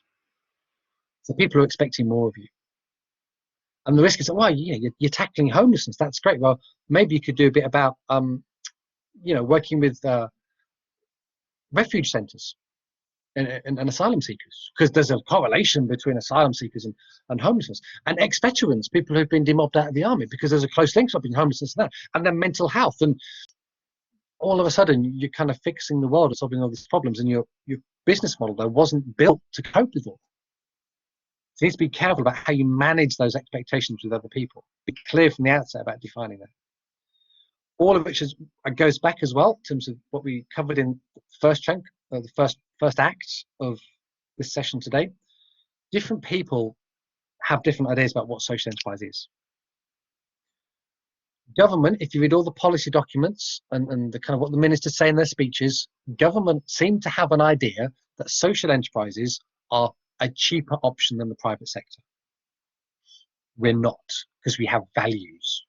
We're trying to fix stuff. We're not just trying to make the money as cheap as we can and as quick as we can. That doesn't really fit. Charities see social enterprise as a model through which they can continue their charitable purposes and their charitable activities. It's about propping up and continuing what they've done before, not necessarily introducing new things or being innovative, although for some that is that, yeah. They've still got these kind of conflicting agendas. And again, depending who you speak with, it's not to say you have to reinvent yourself, but if you understand where they're coming from, what they understand, it helps you best present yourself and best engage with them. And then finally, just to pick up the study about marketing as well, because this was an issue we talked about in terms of, and I think something when we talk about marketing and social enterprise, all of the stuff out there is kind of quite generic. And it's the same as for any traditional business that's starting up. Think about your marketplace, think about your customer. What are your features? What are those benefits? How do they relate to why people would be interested in what you do? What media do they consume? What's the best way to reach them? Who do they listen to? Okay, all these kind of prompt questions. How do you build a relationship with people? How do you understand them? Same for social enterprise as it is for private business. But there's a risk that we have because we have a social mission. The core of what we do, chiseled in right at the center, is that social purpose. And the question becomes, how far should we trade on that? How far should we be trading on our social purpose rather than our product or service? Like, I take you back to my earlier point. This is why I don't buy The Big Issue as a magazine.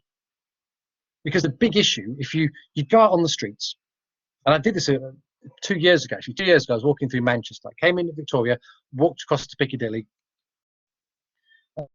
and in the space of that walk, I saw 3 Manchester Evening News vendors. So 3, so Manchester Evening News, the daily newspaper, 3 vendors with the stands, all of whom were shouting about the headlines of the day and what the sports headlines were. So, the things that people were going to go, okay, I want to know more about that. I'll buy it. Great. Within that same period, so 3 stands for Manchester Evening News, the daily newspaper. Within that same stretch, 11 big issue vendors. 11. Nearly 4 times as many. I actually managed to walk. It's about a 2 or 3 mile stretch. I managed to do the whole stretch without ever losing sight of a big issue vendor. And all the big issue vendors had the same pitch. Big issue. Buy the big issue. Big issue. It's the big issue. You should buy the big issue because it's the big issue. That was it. It didn't matter that they had an exclusive interview with, the manager of the most famous football club in the world at the time. They weren't selling on that. MEN, the newspaper vendors the newspaper stores would have done. And yet, if you go to any conference or event, and there's anyone from the Big Life group who the big issue is, they will always say, yes, the product, the magazine's really good quality. It's great journalism, really good stories. But it doesn't connect. Vendors are selling the big issue on the basis that I'm homeless, I'm rough sleeping, I'm in a hostel, so it's unsecure accommodation. Most people who buy the big issue who I know say, I'll buy it because I want to support the vendor, not the cause. I don't buy it for the product. Chuck it in the bin. Never read it. Leave it in the works kitchen, because they want to support the person, the issue. So the big issue is starting to trade on its purpose, its social mission, which is a shame because when it started out, it was really good journalistic, piece of media. I always look forward to it coming out every month. But then that kind of starts to say, well, actually, how ethical is that? How ethical is it? The ethics of cause-related marketing. If you're trading on a cause, if people can afford to give, if people can afford to support the cause, then that's okay. If money starts getting tight, there's no loyalty. Someone loses their job, the first thing that they'll cut, charitable giving. Last thing that they'll cut, pet food. Okay? Research shows us this. So if you're promoting stuff, if your marketing message is based on the cause, that's quite risky. And also, you're setting yourself up to a higher standard to be held to. There's a social enterprise in London a few years ago who actually did this. They started to trade on their, on the people they supported, on the cause. They made a poster child of 2 of the people who were rough sleepers who they worked with and supported. Okay? So all these posters going up across the London Underground, Transport for London. This is Bob. In all my stories, people are called Bob or Jill. This is Bob. This is a bit about his story. And great. And then, interestingly, all those posters disappeared because what happened was Bob was unhappy with having been made a poster child to promote the social enterprise that was supporting him. He actually withdrew from being supported by them because he said, I'm not here for charity. I'm here because I thought you were different. I thought, you were different and that you could help encourage me and be different to all the handouts that I've had before, because being a charity case is really undermining me. It's part of the reason I've got stuck here in the life I've got at the moment. Now, that's a huge knock to the credibility of that social enterprise to continue to engage with and support that community of people. And to put it that way, I'd rather not say Emily on camera, if that's okay. But again, it's a great story of failure, of getting it wrong. And what I always say to people is, we are bombarded with case studies, best practice, inspiring examples. And I'm of the view that when anyone shows me that, I say poppycock. That's a good practice. That works because of those people in that place at that time. We are not those people. We are not in that place, and this is not that time. Circumstances are different. So we can't achieve what they achieve. The Eden Project in Cornwall, for example, is often held up, inspiring model of a great social enterprise. It worked because of the place and the people and the time. It worked because the time it happened, there was loads of money sloshing around from Europe and the UK government that needed spending quickly on capital projects because of the millennium. The year 2000 was coming up. Okay, that was the timing. Can't recreate that. It worked because the people, Tim Smith. Okay, Tim Smith, the guy behind Lost Gardens of Halligan and the Eden Project. Now, interestingly, if you read Tim Smith's written about how the Eden Project was developed and grew and established, and in the books he's written himself about this, he admits he blagged it a bit, he winged it a bit, he was a bit chancy. £1 billion budgets, and he was chancing it on the offbeat that, well, if I get them to say yes, then they'll probably say yes, but they haven't said yes yet, so I'll kind of suggest to the others that they might have said yes, and that'll get that, and I can do this. That's a very risky game to play. He was comfortable doing it. You might not be. However, if there's a failure, if something's gone wrong, however, the reason it went wrong over there means it could go wrong for the same reason over here. So that's better learning. I think that's more universal. Learning from failure is really important, particularly for social enterprises, because there's a lot of these hoops that and slippery patches that no one tells you about. In terms of employment tribunals, we have more employment tribunals as a sector of social enterprise than the private sector and the public sector does. In terms of people who feel aggrieved because of how they've been employed and supported in their employment. We don't do performance management well because we're trying to do the right thing. And that leads to social enterprise failure. So let's learn from those mistakes other people have made so we don't make the same ones. So we've got a better chance of success and getting it out there and making it work. That's the idea of what I wanted to look at with you in terms of the nuts and bolts stuff. Some of the other nuts and bolts stuff I wanted to touch upon with you as well, in terms of if you kind of the practicalities of taking this forward. So kind of a couple of bits I wanted to pause on here really and kind of give us a bit more time on.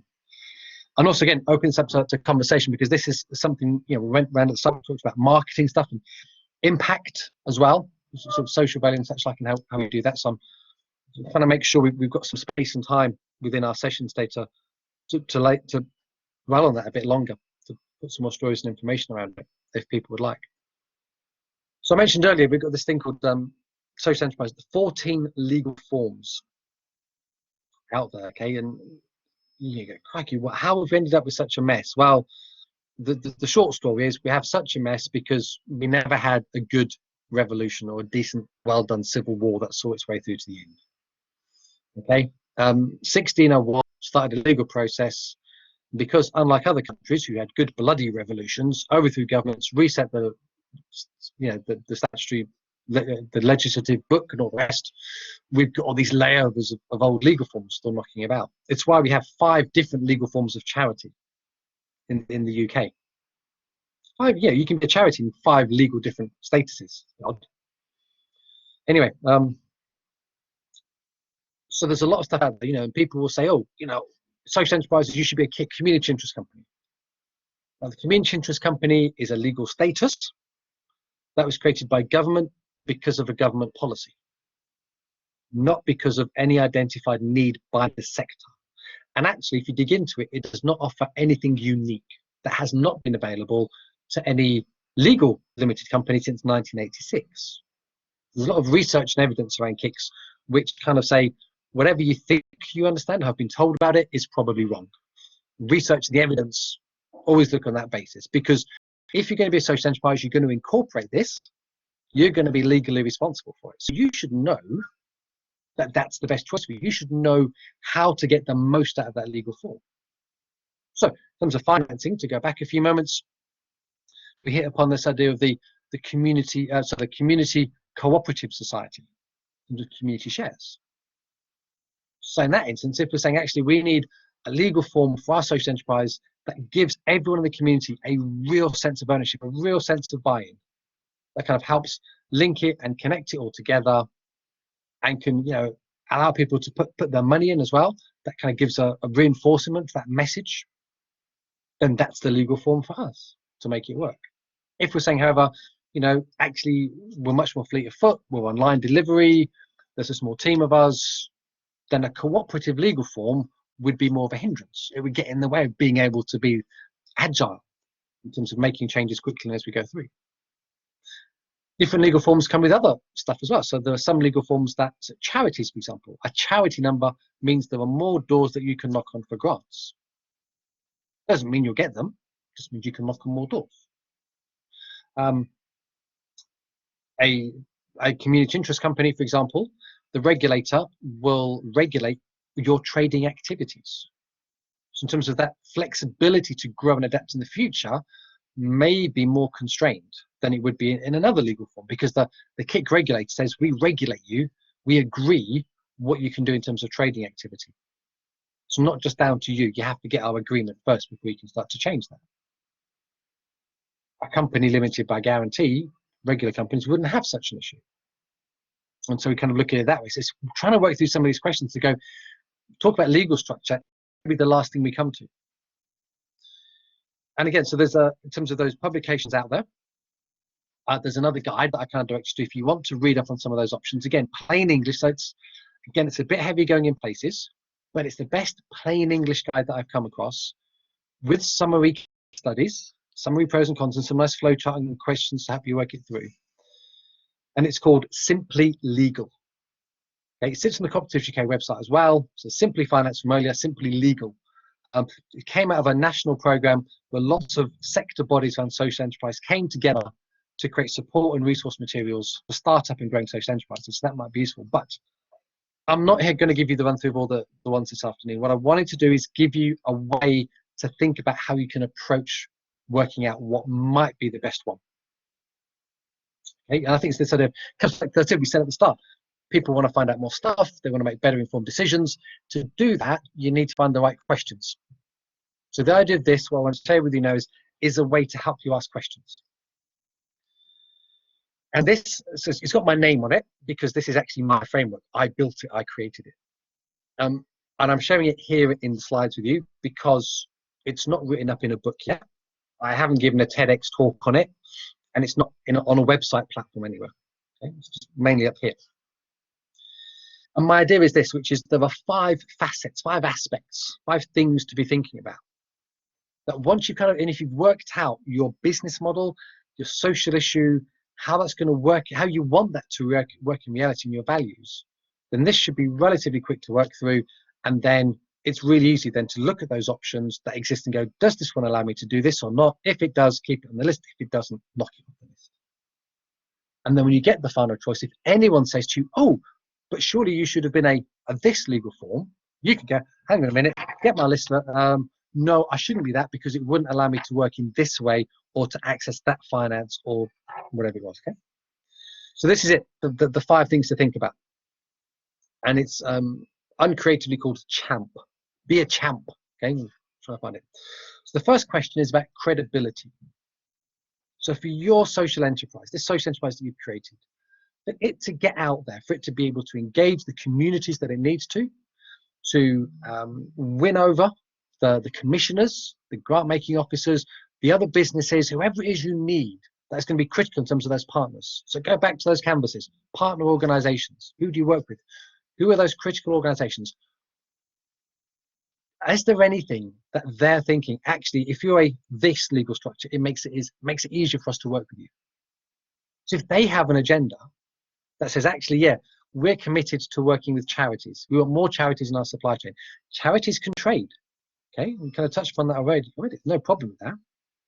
They say, okay, so that keeps charity on the list because that helps us work better with those companies in the future. Doesn't guarantee the work, doesn't mean it all won't be plain sailing, but it makes it one step easier to making it happen. Okay, so credibility. The next letter is H for history. Now, this is where the marketing stuff comes in and the branding stuff. So what's the story that you want other people to be telling about you? Because branding, part of marketing, is the story that other people tell about you. Okay? Public relations is getting other people, is buying celebrity endorsements. Advertising is doing pop-up adverts, pay-per-click adverts, is pushing it in people's faces. Branding is when people want to talk about their experience, what they've done with you, what they know about you.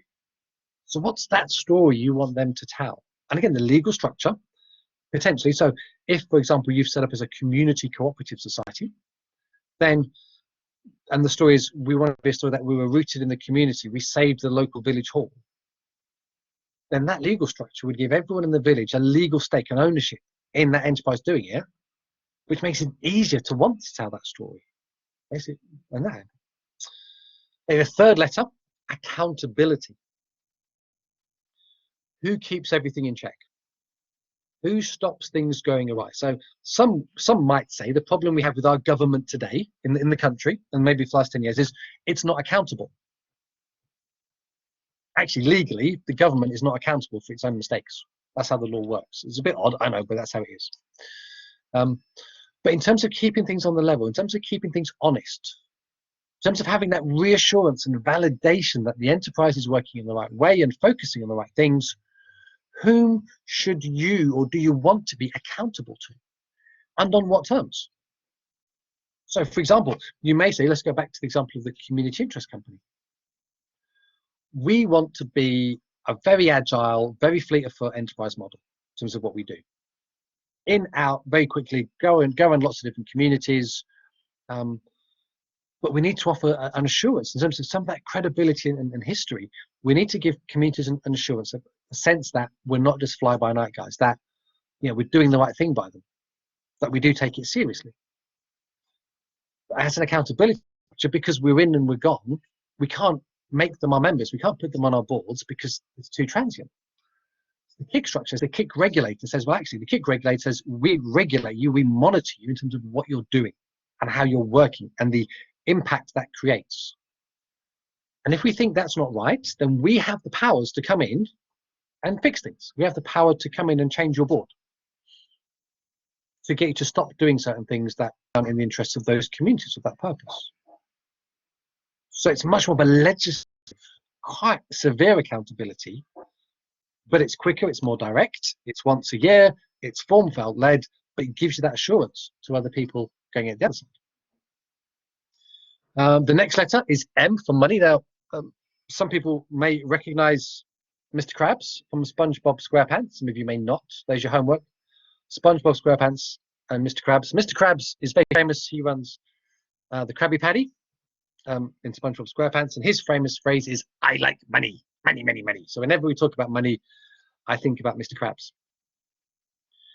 And the question about money, so we've touched briefly about types of finance and ways that social enterprises can generate investment and income to fund, to cover startup costs, to help with, cover the bills until the customer pays it later on. So what's your feeling and your preferences about different types of money? Would you be happy to borrow money? Would you be happy with the risks associated with the grants? Would you want to give up control? Would you want to give voting rights over in terms of the money coming in as well? So that puts an aspect on it. And then the last one, P, power. Now, I don't have a cardboard cutout of Jeremy Clarkson, but if I did, I'd bring him on screen, or face mask. Because Jeremy Clarkson, if you've ever watched Top Gear or Grand Tour, one of his famous things is it's all about power. Power. If in doubt, put your foot down, give the engine more power. That's not quite the power I mean here, but power in the social enterprise, I mean about control and authority. Who has power in the social enterprise? Who makes the decisions? How do they get that power? Who do they share it with? How many people are involved? Okay, now it might just be you, and that's okay. Or it might be that there's a group of you doing it. So these are the 5 facets to work things. Okay, now what are our preferences for these things? What have we thought about in terms of the idea canvas, the social business model canvas, the way we finance ourselves, the way we think about how we engage with our marketplaces and our communities that we support? And once we've kind of got our set of preferences for all of those, then go and look at Simply Legal or watch some webinars or stuff, hear about those different forms. Okay, what are the features of those legal forms and what does the evidence say about them that helps me protect those preferences or would hinder them? For example, the research and the evidence from the KIC Association and the KIC regulator, repeatedly done every few years, shows that KICs do not have any advantage over regular companies when it comes to applying for grants. That's it. KICs do not give you an advantage in applying for grants. You know more like, okay, so that's just what the research shows us. That's from the regulators as well. You kind of get all the data back. And if part of your money thing is, yeah, we're going to be quite grant income, you know, it's not critical, but it's going to really help out. We really need a good chunk of it. Being a KIC might not be such a good idea because it's not going to give you any advantage in that regard. Other legal forms might. Okay, so you start to go through these filtering processes. So I've rambled on quite a bit there, but let me do a quick sense check with you just to kind of give you a chance. Is that a useful frame, do you think, in terms of summarizing all some of those themes we've been looking at today so far about social enterprise, how it can work in practice, how you start to apply it for yourself, and how you can then start to make some decisions to design this and take it out and structure it. So I've got a one yes already.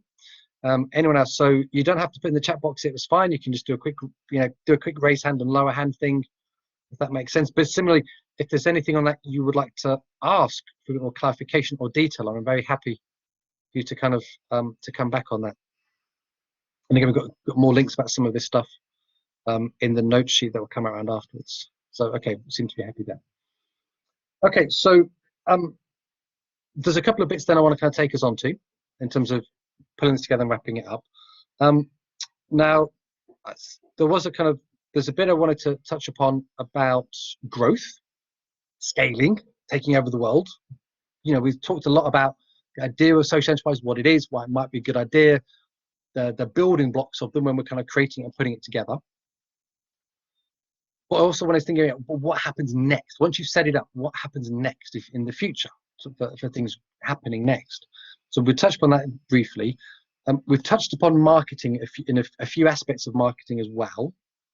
Now, I'm afraid I have to confess, I have forgotten which of you it was who a few hours ago said you had a particular interest in marketing on this, but if you feel you've gotten enough in terms of what we've covered so far and how I've been dropping it in, that's great. If you'd like some more specific stuff about marketing and social enterprise, if you could phrase it as a question or something quite specific in the chat box, we'll work on that. And then there's also this idea about impact and value as well, and how do we know we're creating impact and doing good stuff. So I think I want to kind of spend a few minutes on that as well, in terms of how to approach thinking about that and some of the different things going through. Structures, okay, Murat as well, we'll pick that up. So structures and governance, we'll get into that as well. But it's 2:30. We're due to finish in an hour's time, and I'm going to, in order for me to make this keep looking hopefully quite slick, is I'm going to suggest we take a break for 5 minutes, because again, some of you may start to feel parts of your lower body going numb at this point because you've been sat down for quite a while. It's just we've been going for about an hour and a bit again, so definitely good to get up and have a stretch. I'll pull some notes together, get some extra bits together to share with you when we come back. So think about growth, organizational structures, in terms of that kind of anagram type stuff, and a bit about impact and social and how we approach that as well, and then something to kind of try and, if you remember nothing else, hopefully what you take from this, and then also give you the chance just to reflect on how you found this session, what you're taking from it, and what comes next for you, but in a kind of hopefully easy way. So take a break there for 5 minutes. I'm not going to ask you to find another museum or exhibit when you come back. Just please come back in 5 minutes or stay sat there. I'm going to mute myself for a couple of minutes while I get my next set of prompts and slides together. And then we'll pick up at 25 minutes to 3 for the last stretch of this. That's okay?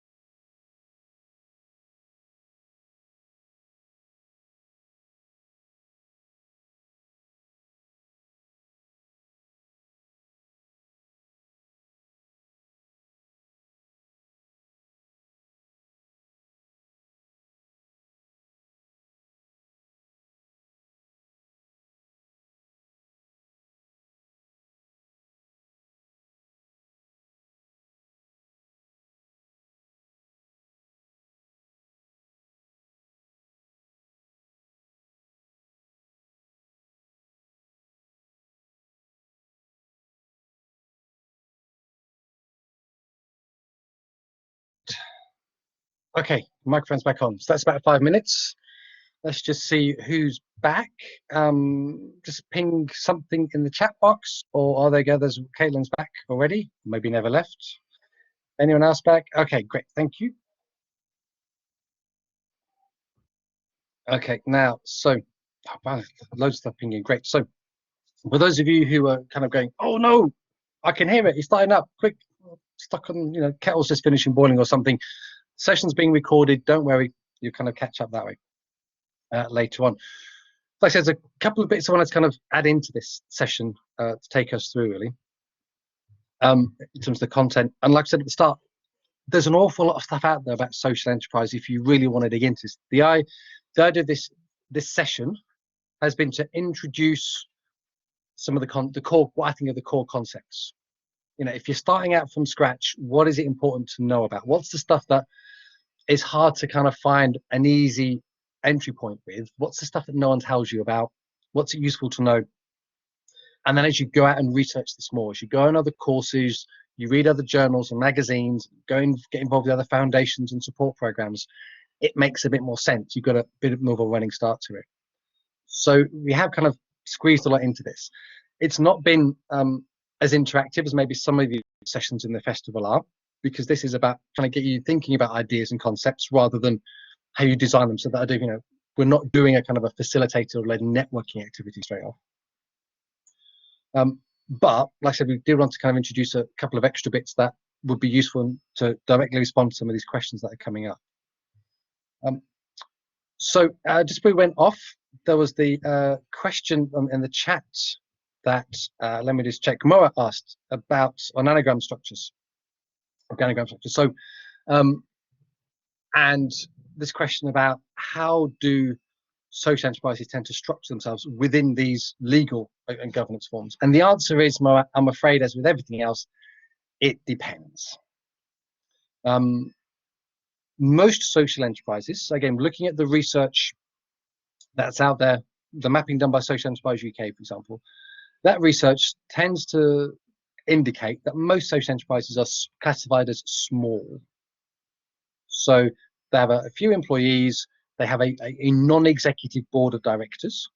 So the directors are there in a kind of voluntary capacity, offering oversight and assurance. Be a charity to executive directors. A lot of big commercial firms do. So there's a board, there's a manager, and there's some employees and volunteers possibly sometimes as well.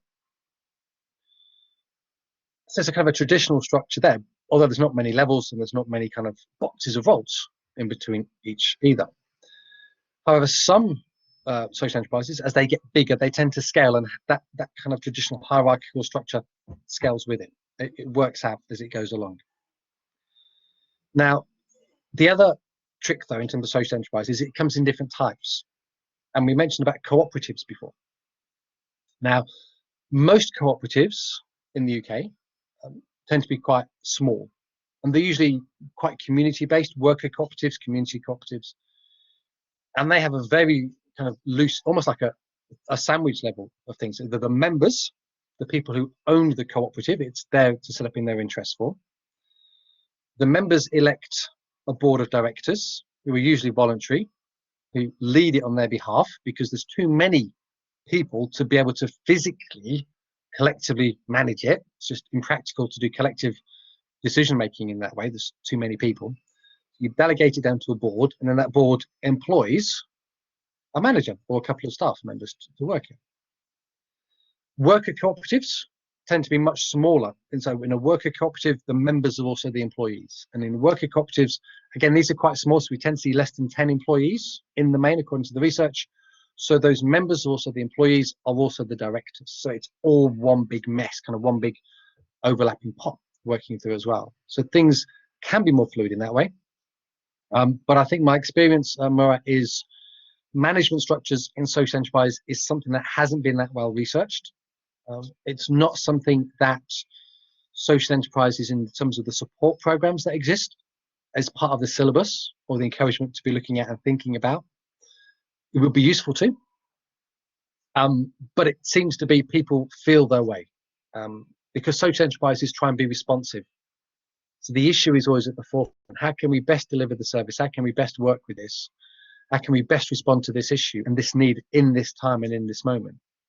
And then that kind of organizational structure is almost an afterthought, which is okay if you're small and you're starting up. You need to be quick and scrappy and fluid like that. As you get bigger, though, as you get more formalized and mature and start to scale and grow, there needs to be clearer structures, clearer decision-making processes to avoid confusion and clarity. So hopefully that kind of answers that one, but it is a messy frontier within social enterprise.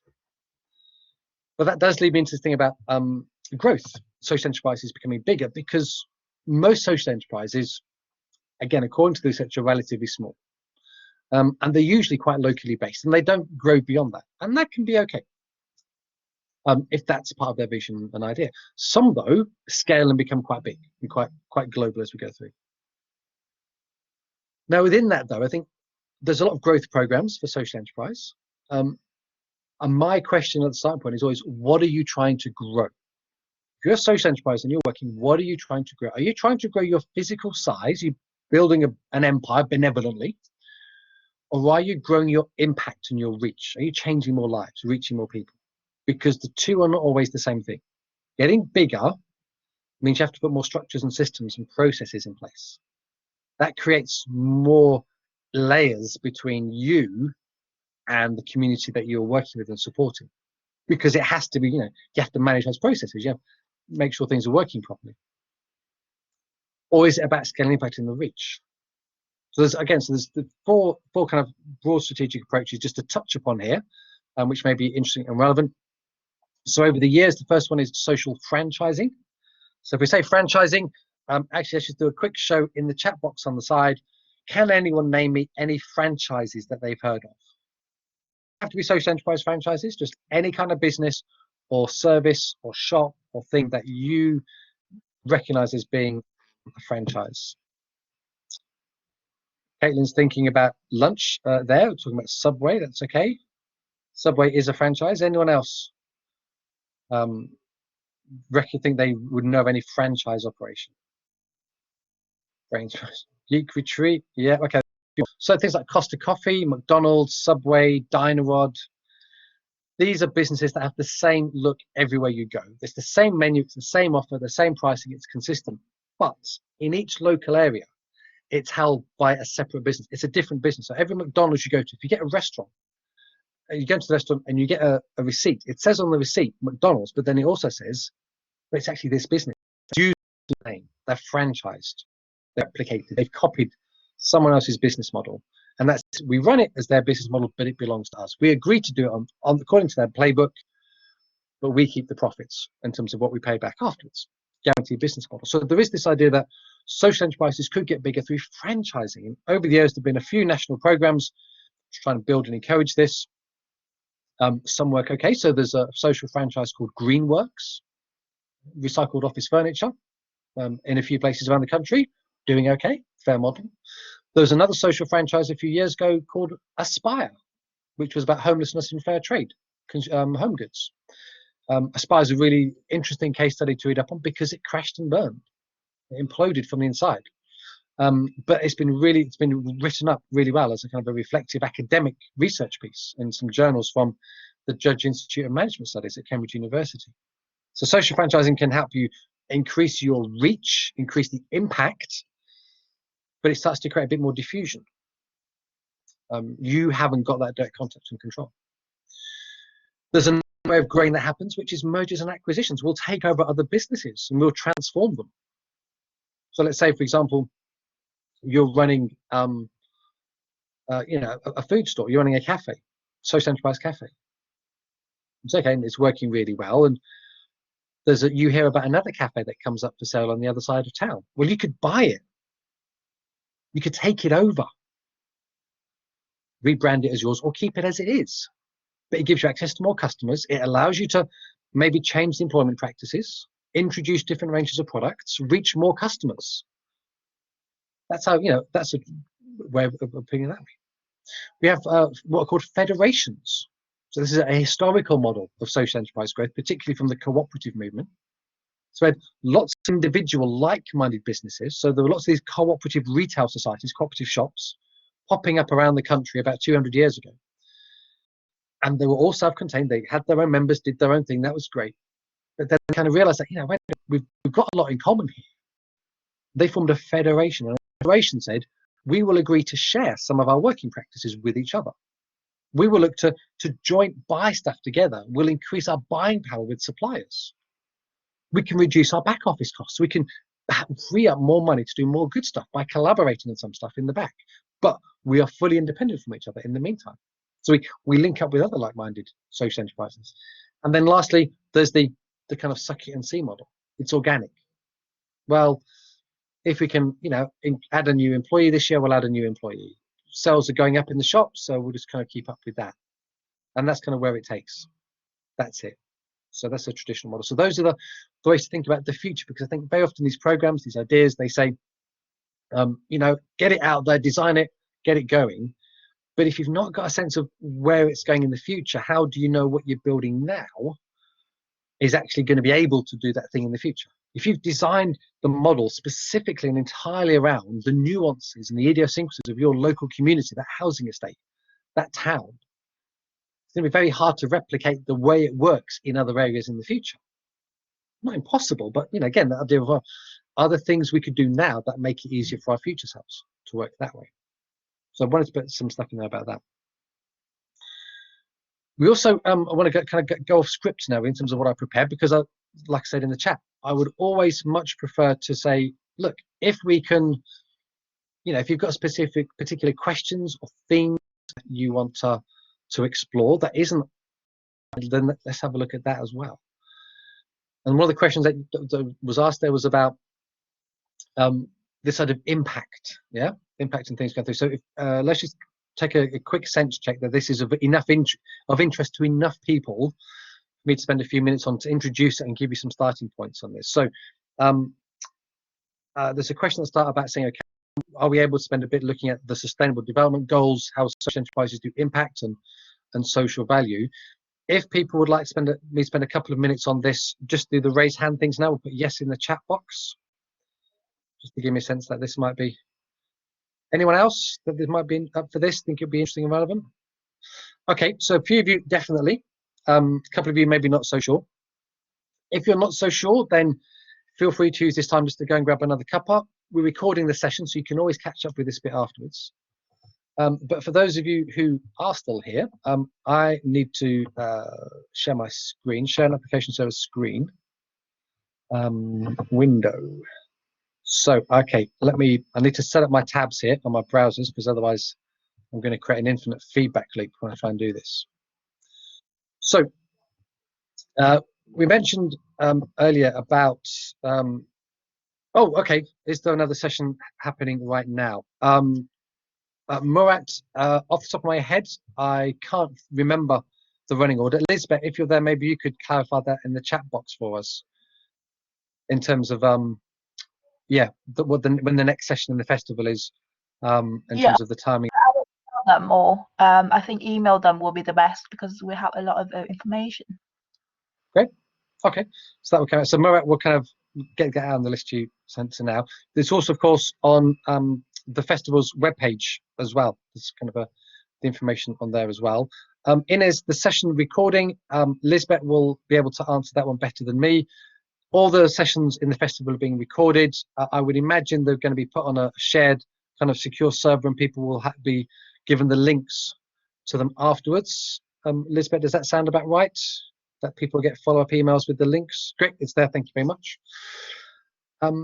So, this idea about impact and approach that we go through. So I said we'll do a bit about this for a few minutes, and then I want to kind of properly open it up in the last sort of 20 minutes we'll have together, just to get you all to open your mics again, and just to kind of have a bit of reflection together on all of this stuff that's been poured into your heads today, how you've been finding it, how it's felt, and where you might be starting to go next with it, if anywhere. Because you might say, I just need to sleep on all this now and suck it all in, and that's fine too. So let me go back. This is going to sound like I'm on commission for these guys, but I'm not, I promise. Social Enterprise UK. It's kind of talk about these guys now as we go through.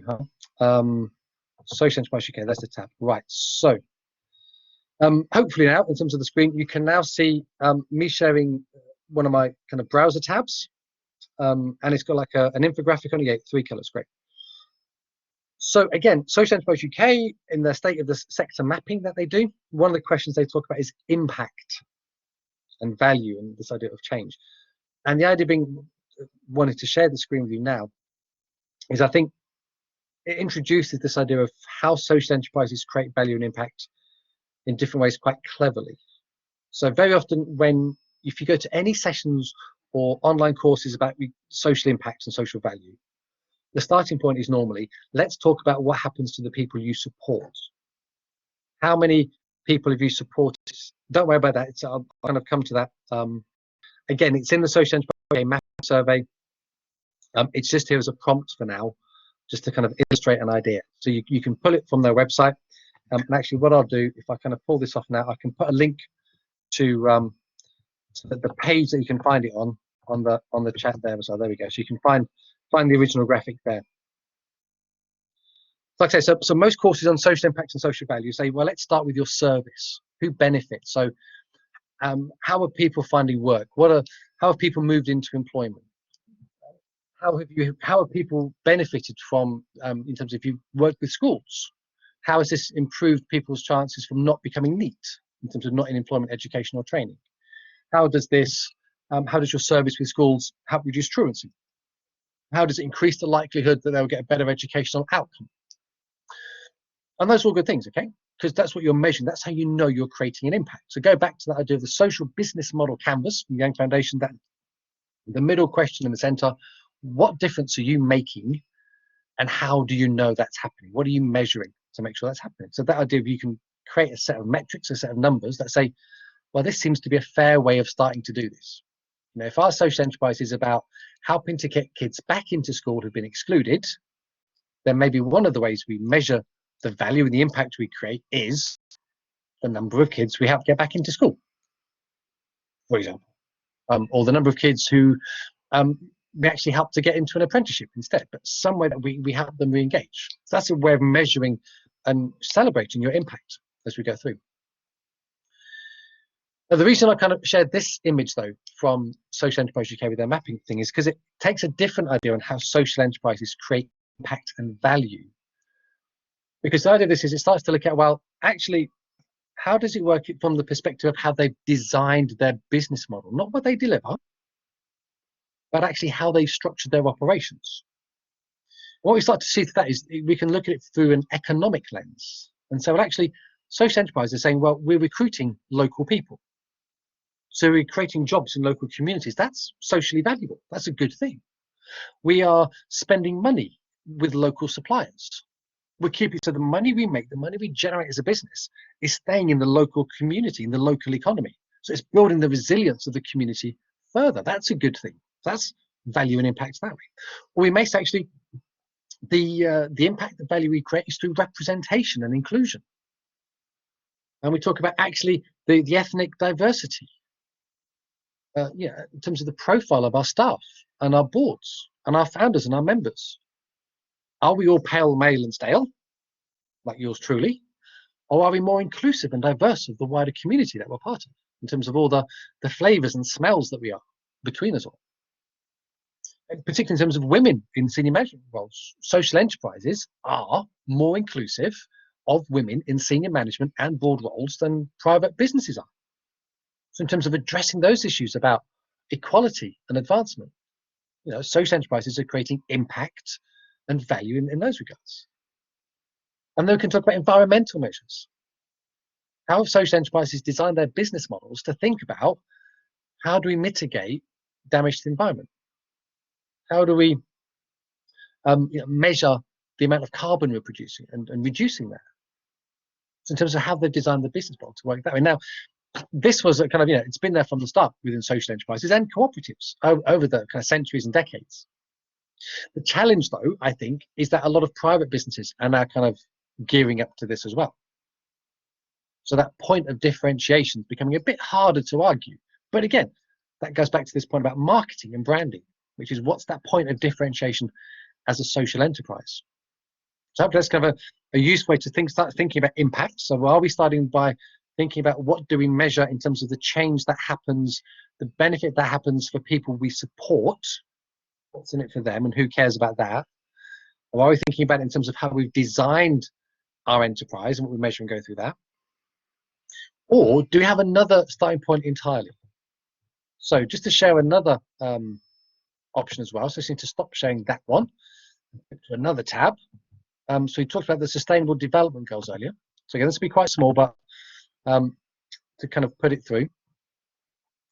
So a few years ago, the United Nations said, actually, we think the world's in a bit of a pickle, and we need some focused action to actually make things better for everyone.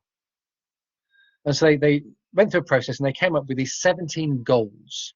You can look them up, un.org, on the website. So there's 17 themes that we as a global society, as a global business community, need to be taking steps on if we are going to fix some of the most deep-seated problems in our world. So we go through that. So it's about poverty, hunger, health, education, quality, water, and so it goes, okay? Now the idea is that, again, so some social enterprises say, well, actually, we'll build our business model and our social purposes will be geared up around some of these goals. Okay, I would argue that it's impossible to be deliberately delivering and realistically making progress or achieving stuff against all 17 goals. 4 or 5, maybe, but not all of them. So again, pick and choose what's most relevant for you. And again, and what sits behind these goals is there's been lots of work now by the UN and some of its partner organizations to say, actually, how do we measure progress consistently? How do we know what are the things we should be measuring if we know we're making progress in terms of gender equality? In what contexts? What are the numbers we should be looking at? What's the benchmarks to know we're making good travel? Inequalities for the same thing, education as well. So what's the threshold that we should all be striving towards, and where does it work from there? Ultimately, though, in terms of thinking about value and impact, the important thing is to start with something, anything. Because if we're not careful, we focus on setting up the business model. We get a great trading activity going, brilliant. But then we've kind of taken off the board that social purpose. And so we've got a really good successful trading model, but it's not actually doing that much social good. Or we've done a really good job of thinking about this issue, the social need, and how we're going to impact it and work around it, but then our business model doesn't quite work out on the end. It's fallen off the back. So we kind of unstuck ourselves. That said, I always say social enterprise is a bit like a pendulum swing. You have the kind of the economic imperative, the market focus at this end, and you have the social imperative at this end. And they're different. Just as, for example, when I'm doing this session with you here this afternoon, I have a pendulum swing between Lisbeth and Jess and you. So Lisbeth and Jess are sitting there going, well, we have an agenda. We have criteria that we know need to be satisfied. We need the session to run for a certain number of hours. We'd like it to cover certain sorts of themes. We'd like people to go over this kind of stuff and say these sorts of things about it. And we need the slides to be prepared to this format and all the rest. Now, if I focus exclusively on that and not you, my 8 audience today, most important 8 people in my world for this most of this day, if I've taken my focus off you and checking in with you and trying to be responsive to where you're at and what you're interested in, then Lisbeth and Jess will be happy, but you won't be, which means I have undermined the festival. I've kind of negated all the good that could have come of this. I've pushed you further away from stuff that you could have benefited you. But if I focus entirely on you and say, okay, let's do an open-ended session, we'll use an unconference model, which means you turn up because you've got an interest in social enterprise. We spend the first half hour pulling out what are you interested in, what do you think you need to know, and that will be the focus of our day together. No preparation in advance, no structure, no handouts prepared.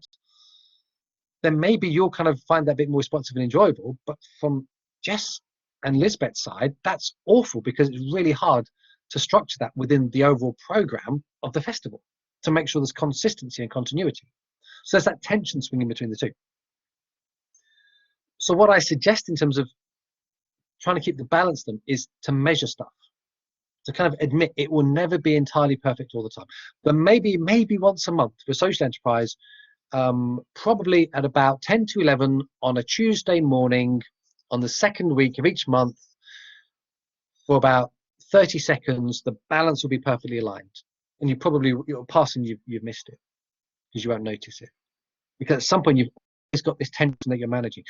The way we manage those tensions is we measure stuff. We manage what we measure. So in terms of the trading stuff, we've got clear measures. What's the order book like? How much money is in the bank? Are we generating enough margin, enough surplus to keep the business fed and paying the bills, wash its face? And on the social side, what are we measuring there?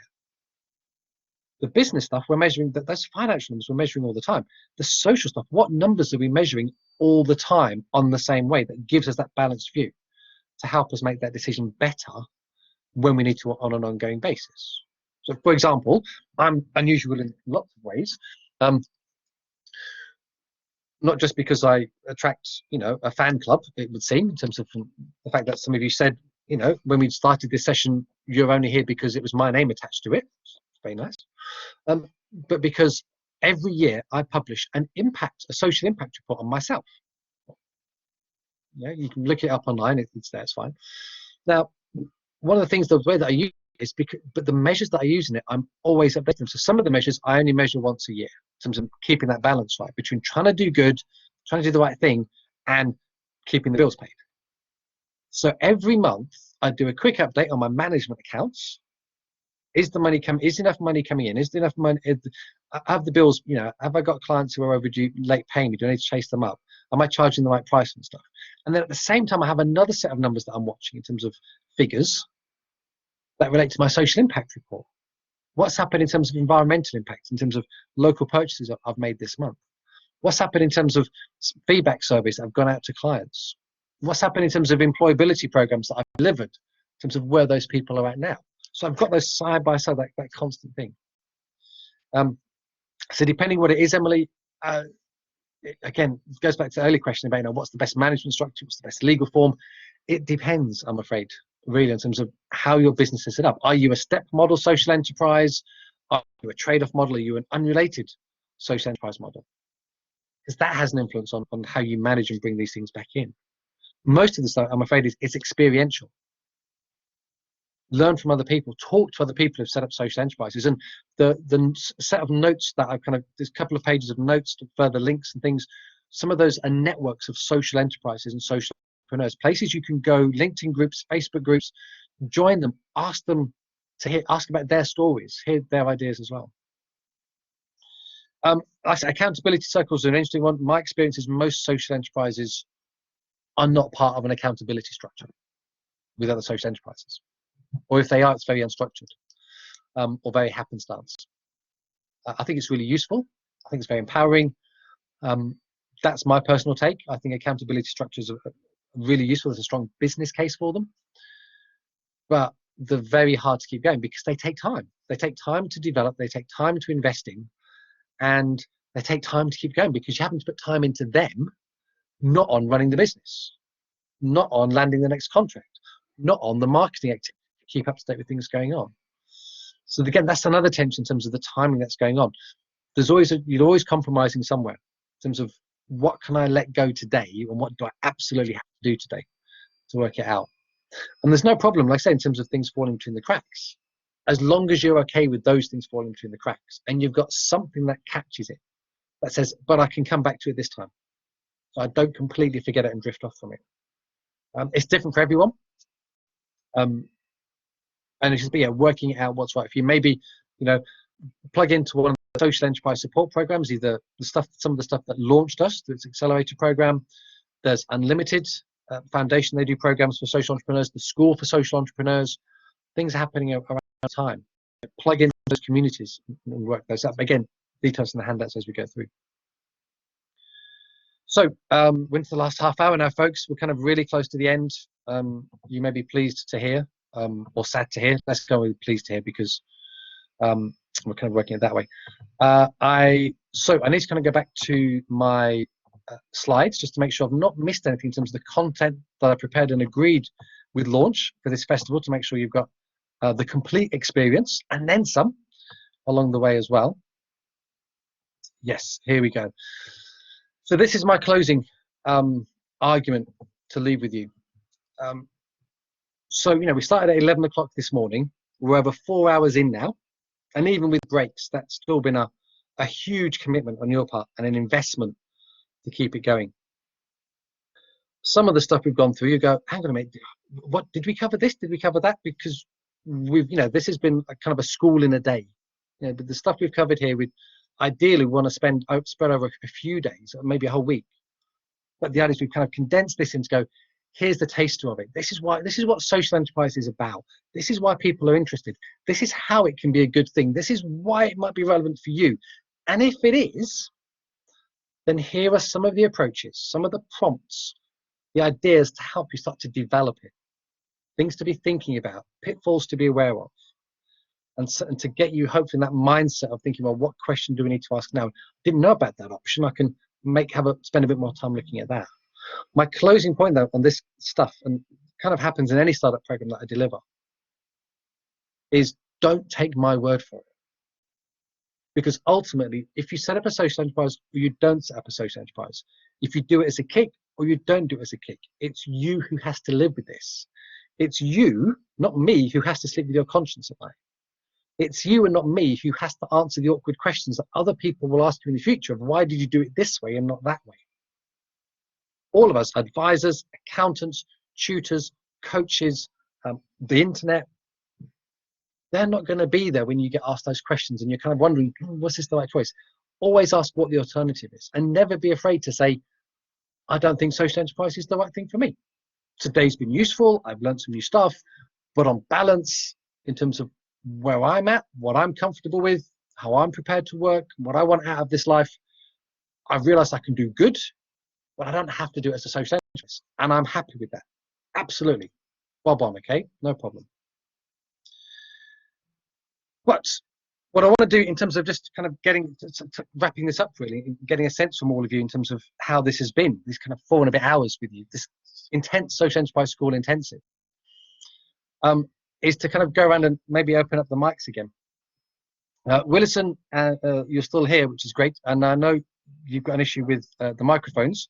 So this can be a chat box thing. What I'd like to do is we'll kind of go around and I'll invite you to kind of open up your microphones again in turn. And what I'd like to do is ask you all the same question. So looking back over any notes you've been making over the last 4 and a bit hours, thinking back over the different things we've covered, the emotions it stirred up in you, the ideas, the things it's prompted you to say, oh, I'm going to go off and do this, maybe think about that.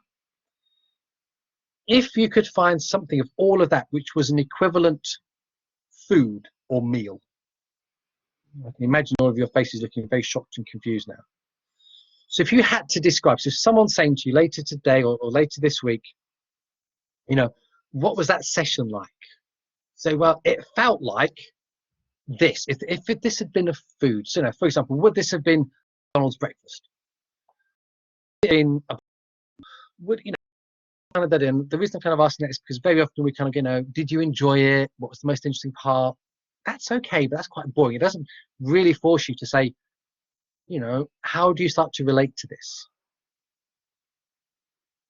So I want to kind of to come to you in terms. Again, when I come to you, you can always just put in the just keep quiet, don't say anything, and I'll move it along. Just that it gives me a sense and everyone else a sense of what kind of food has this been. And maybe in terms of actually, let's do this as an either or.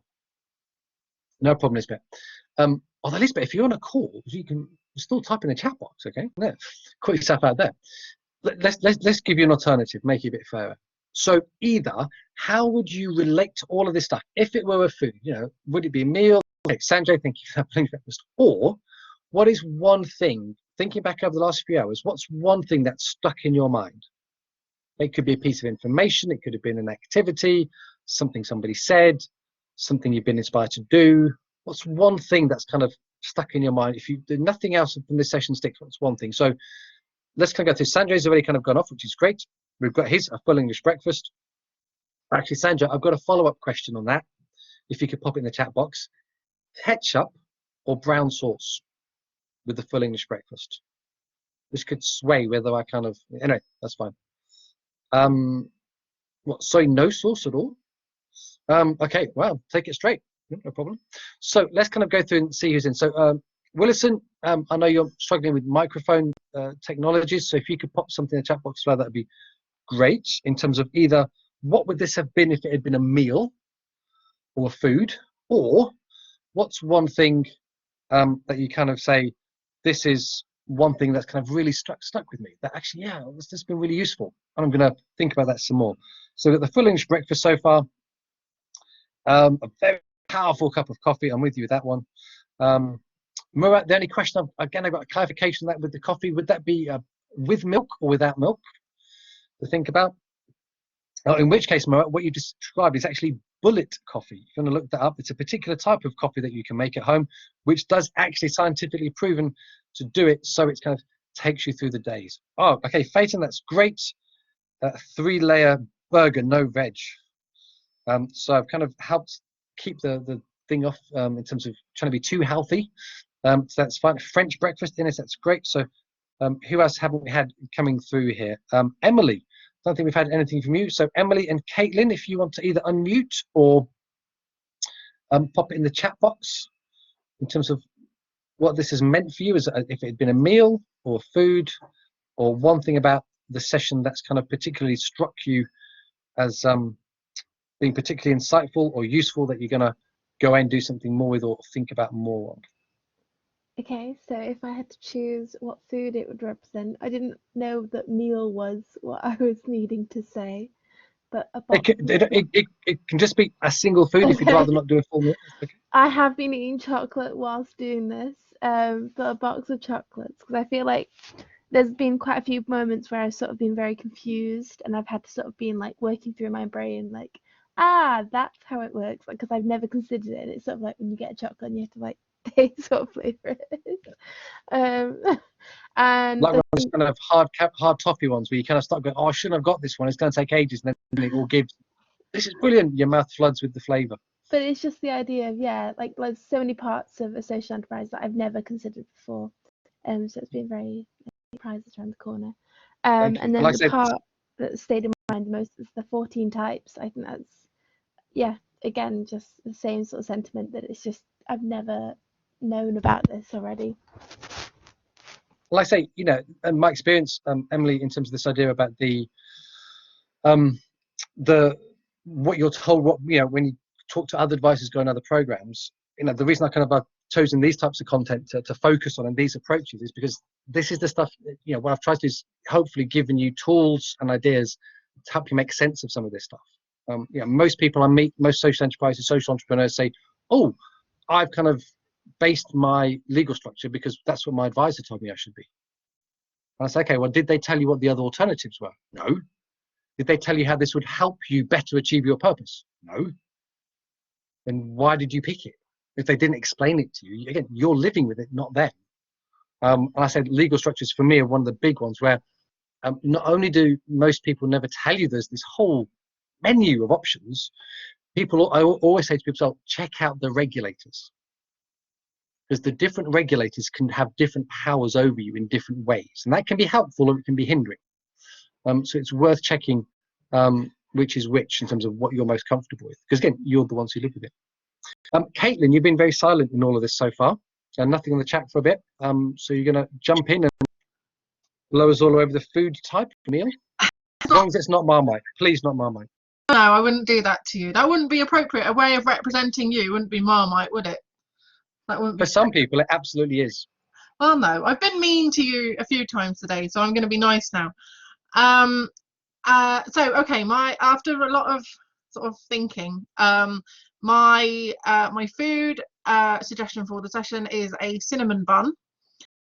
Because you've got the gooey sort of nice bits in the middle to look forward to, with the layers that you want. Well, I don't know if most people, maybe people bite into a cinnamon bun. I unravel it. So it's kind of unraveling everything, and then you've got the kind of hard bits that you sort of chew through, and then you've got the nice gooey bits, and then all the frosting on top. And the frosting on top is kind of, yeah. So yeah, I thought that was a nice analogy. And my favourite bit and the bit that stood out for me was the small and micro businesses are doing the most for the SDGs, which is obviously appropriate to what I'm working with at the moment. But it kind of hit me. It's like this, you see around sometimes, it's the small businesses and the small enterprises that are building the world rather than the big ones, and building local communities. So I really liked that. That really struck me. Thank you. Well, and again, just kind of a couple of stats just to kind of drop onto that. Something like 97 or 98% of all businesses in the UK have no employees. That's quite a staggering figure. And then over this last year, more than half of all private businesses have actually taken on community leadership in terms of supporting neighbourhoods and estates and people respond to the pandemic. Private businesses, what's their job in supporting people through a pandemic? Apparently, they think they have a job. Most of them have stepped up. So again, small businesses absolutely a driving force in this. Social enterprise, we are part of the mix. We're not the only part. So in terms of that collaboration across sectors is really important. Thank you. Great, thank you. So like I say, so in terms of wrapping up now, in terms of where you go next, because I never kind of always say to people, there's always try and finish a few minutes early. No teacher ever got in trouble for letting class out a few minutes early. So just in terms of wrapping up, so like I said, the session gets recorded. My understanding is they're all going to be grouped together. You get a follow-up email with a sort of set of the slides. Like I said, I also prepared some additional notes, some more jumping off points on some of these different themes if you want to explore it further. You're very welcome to those to pop into them.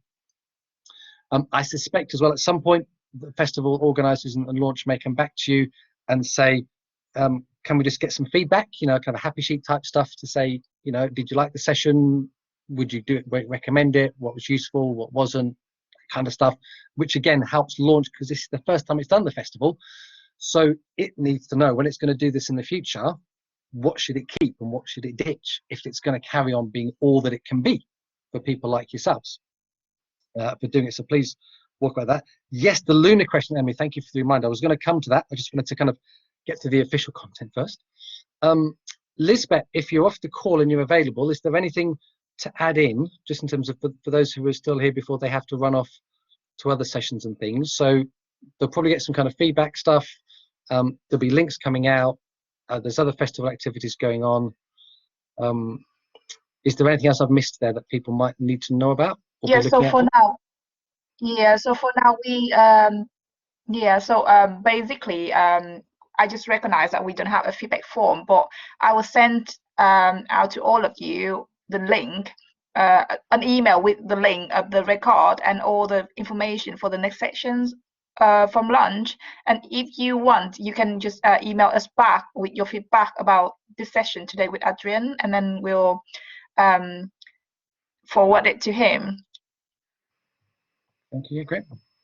What I always say to people as well is, in terms of, I'm always interested not only in terms of what's been good, what you've enjoyed, because then I can keep doing more of the good stuff, but I'm equally, if not more, interested in where we missed the mark. It's too late for you, but there's other people who could still be saved in future sessions and festival activities. If there's things that would have made it even better, then, for me as the advisor, for launch as the organisers, we're desperate. That's the stuff we really want to know, because we want these to be as good as possible for as many people as possible. So we do that. A Kahoot quiz at the end. Phaeton, maybe next time round we'll put something in on that. Unfortunately, as we may have seen, people struggled a bit with connectivity throughout the day, so some may have had an unfair advantage over others when it came to some of those questions if we set it on that. But we can make them about greyhounds, because I need to share the story, maybe for Emily and anyone else. So before I do that, if you're not interested in the story about how Luna the greyhound came to pick living with me and my family, then this is the point to say your goodbyes. Thanks for investing your time today. Thanks for sticking with it to the end and letting me prod and poke you in different ways and create a museum between us all of different pieces for the future. Hopefully, you'll be in other festival sessions again. Says, Sanjay in the PowerPoint. So, the session's recording, the link's coming out to that. the copy of the slides as well. And then, like I said, there's also a couple of sheets, Word document or a PDF with some more links and some more points and some more places of additional information around some of these themes as well. Alternative as well, just go back to Launch and its partners and say, look, I want to know more about this stuff about social enterprise. Go out and ask questions and find people to ask questions of. Just because I've been in a session doesn't mean you're only allowed to talk to me in this place. Feel free to kind of bring in on some of the other programs as well. So if you're in any of those other programs, ask those questions there too. Don't be afraid to ask questions. What's the worst that could happen? Someone says no, so what? Ask another question, ask someone else. Just keep asking questions until you get what you need to know, or you get what you are trying to get to. To put it that way.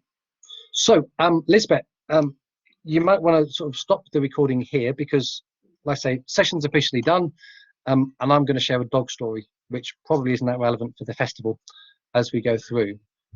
So I'm not sure whether I have the power to do it. Actually, I'm going to stop recording now. I will. Yeah, and then so for those of you who are watching.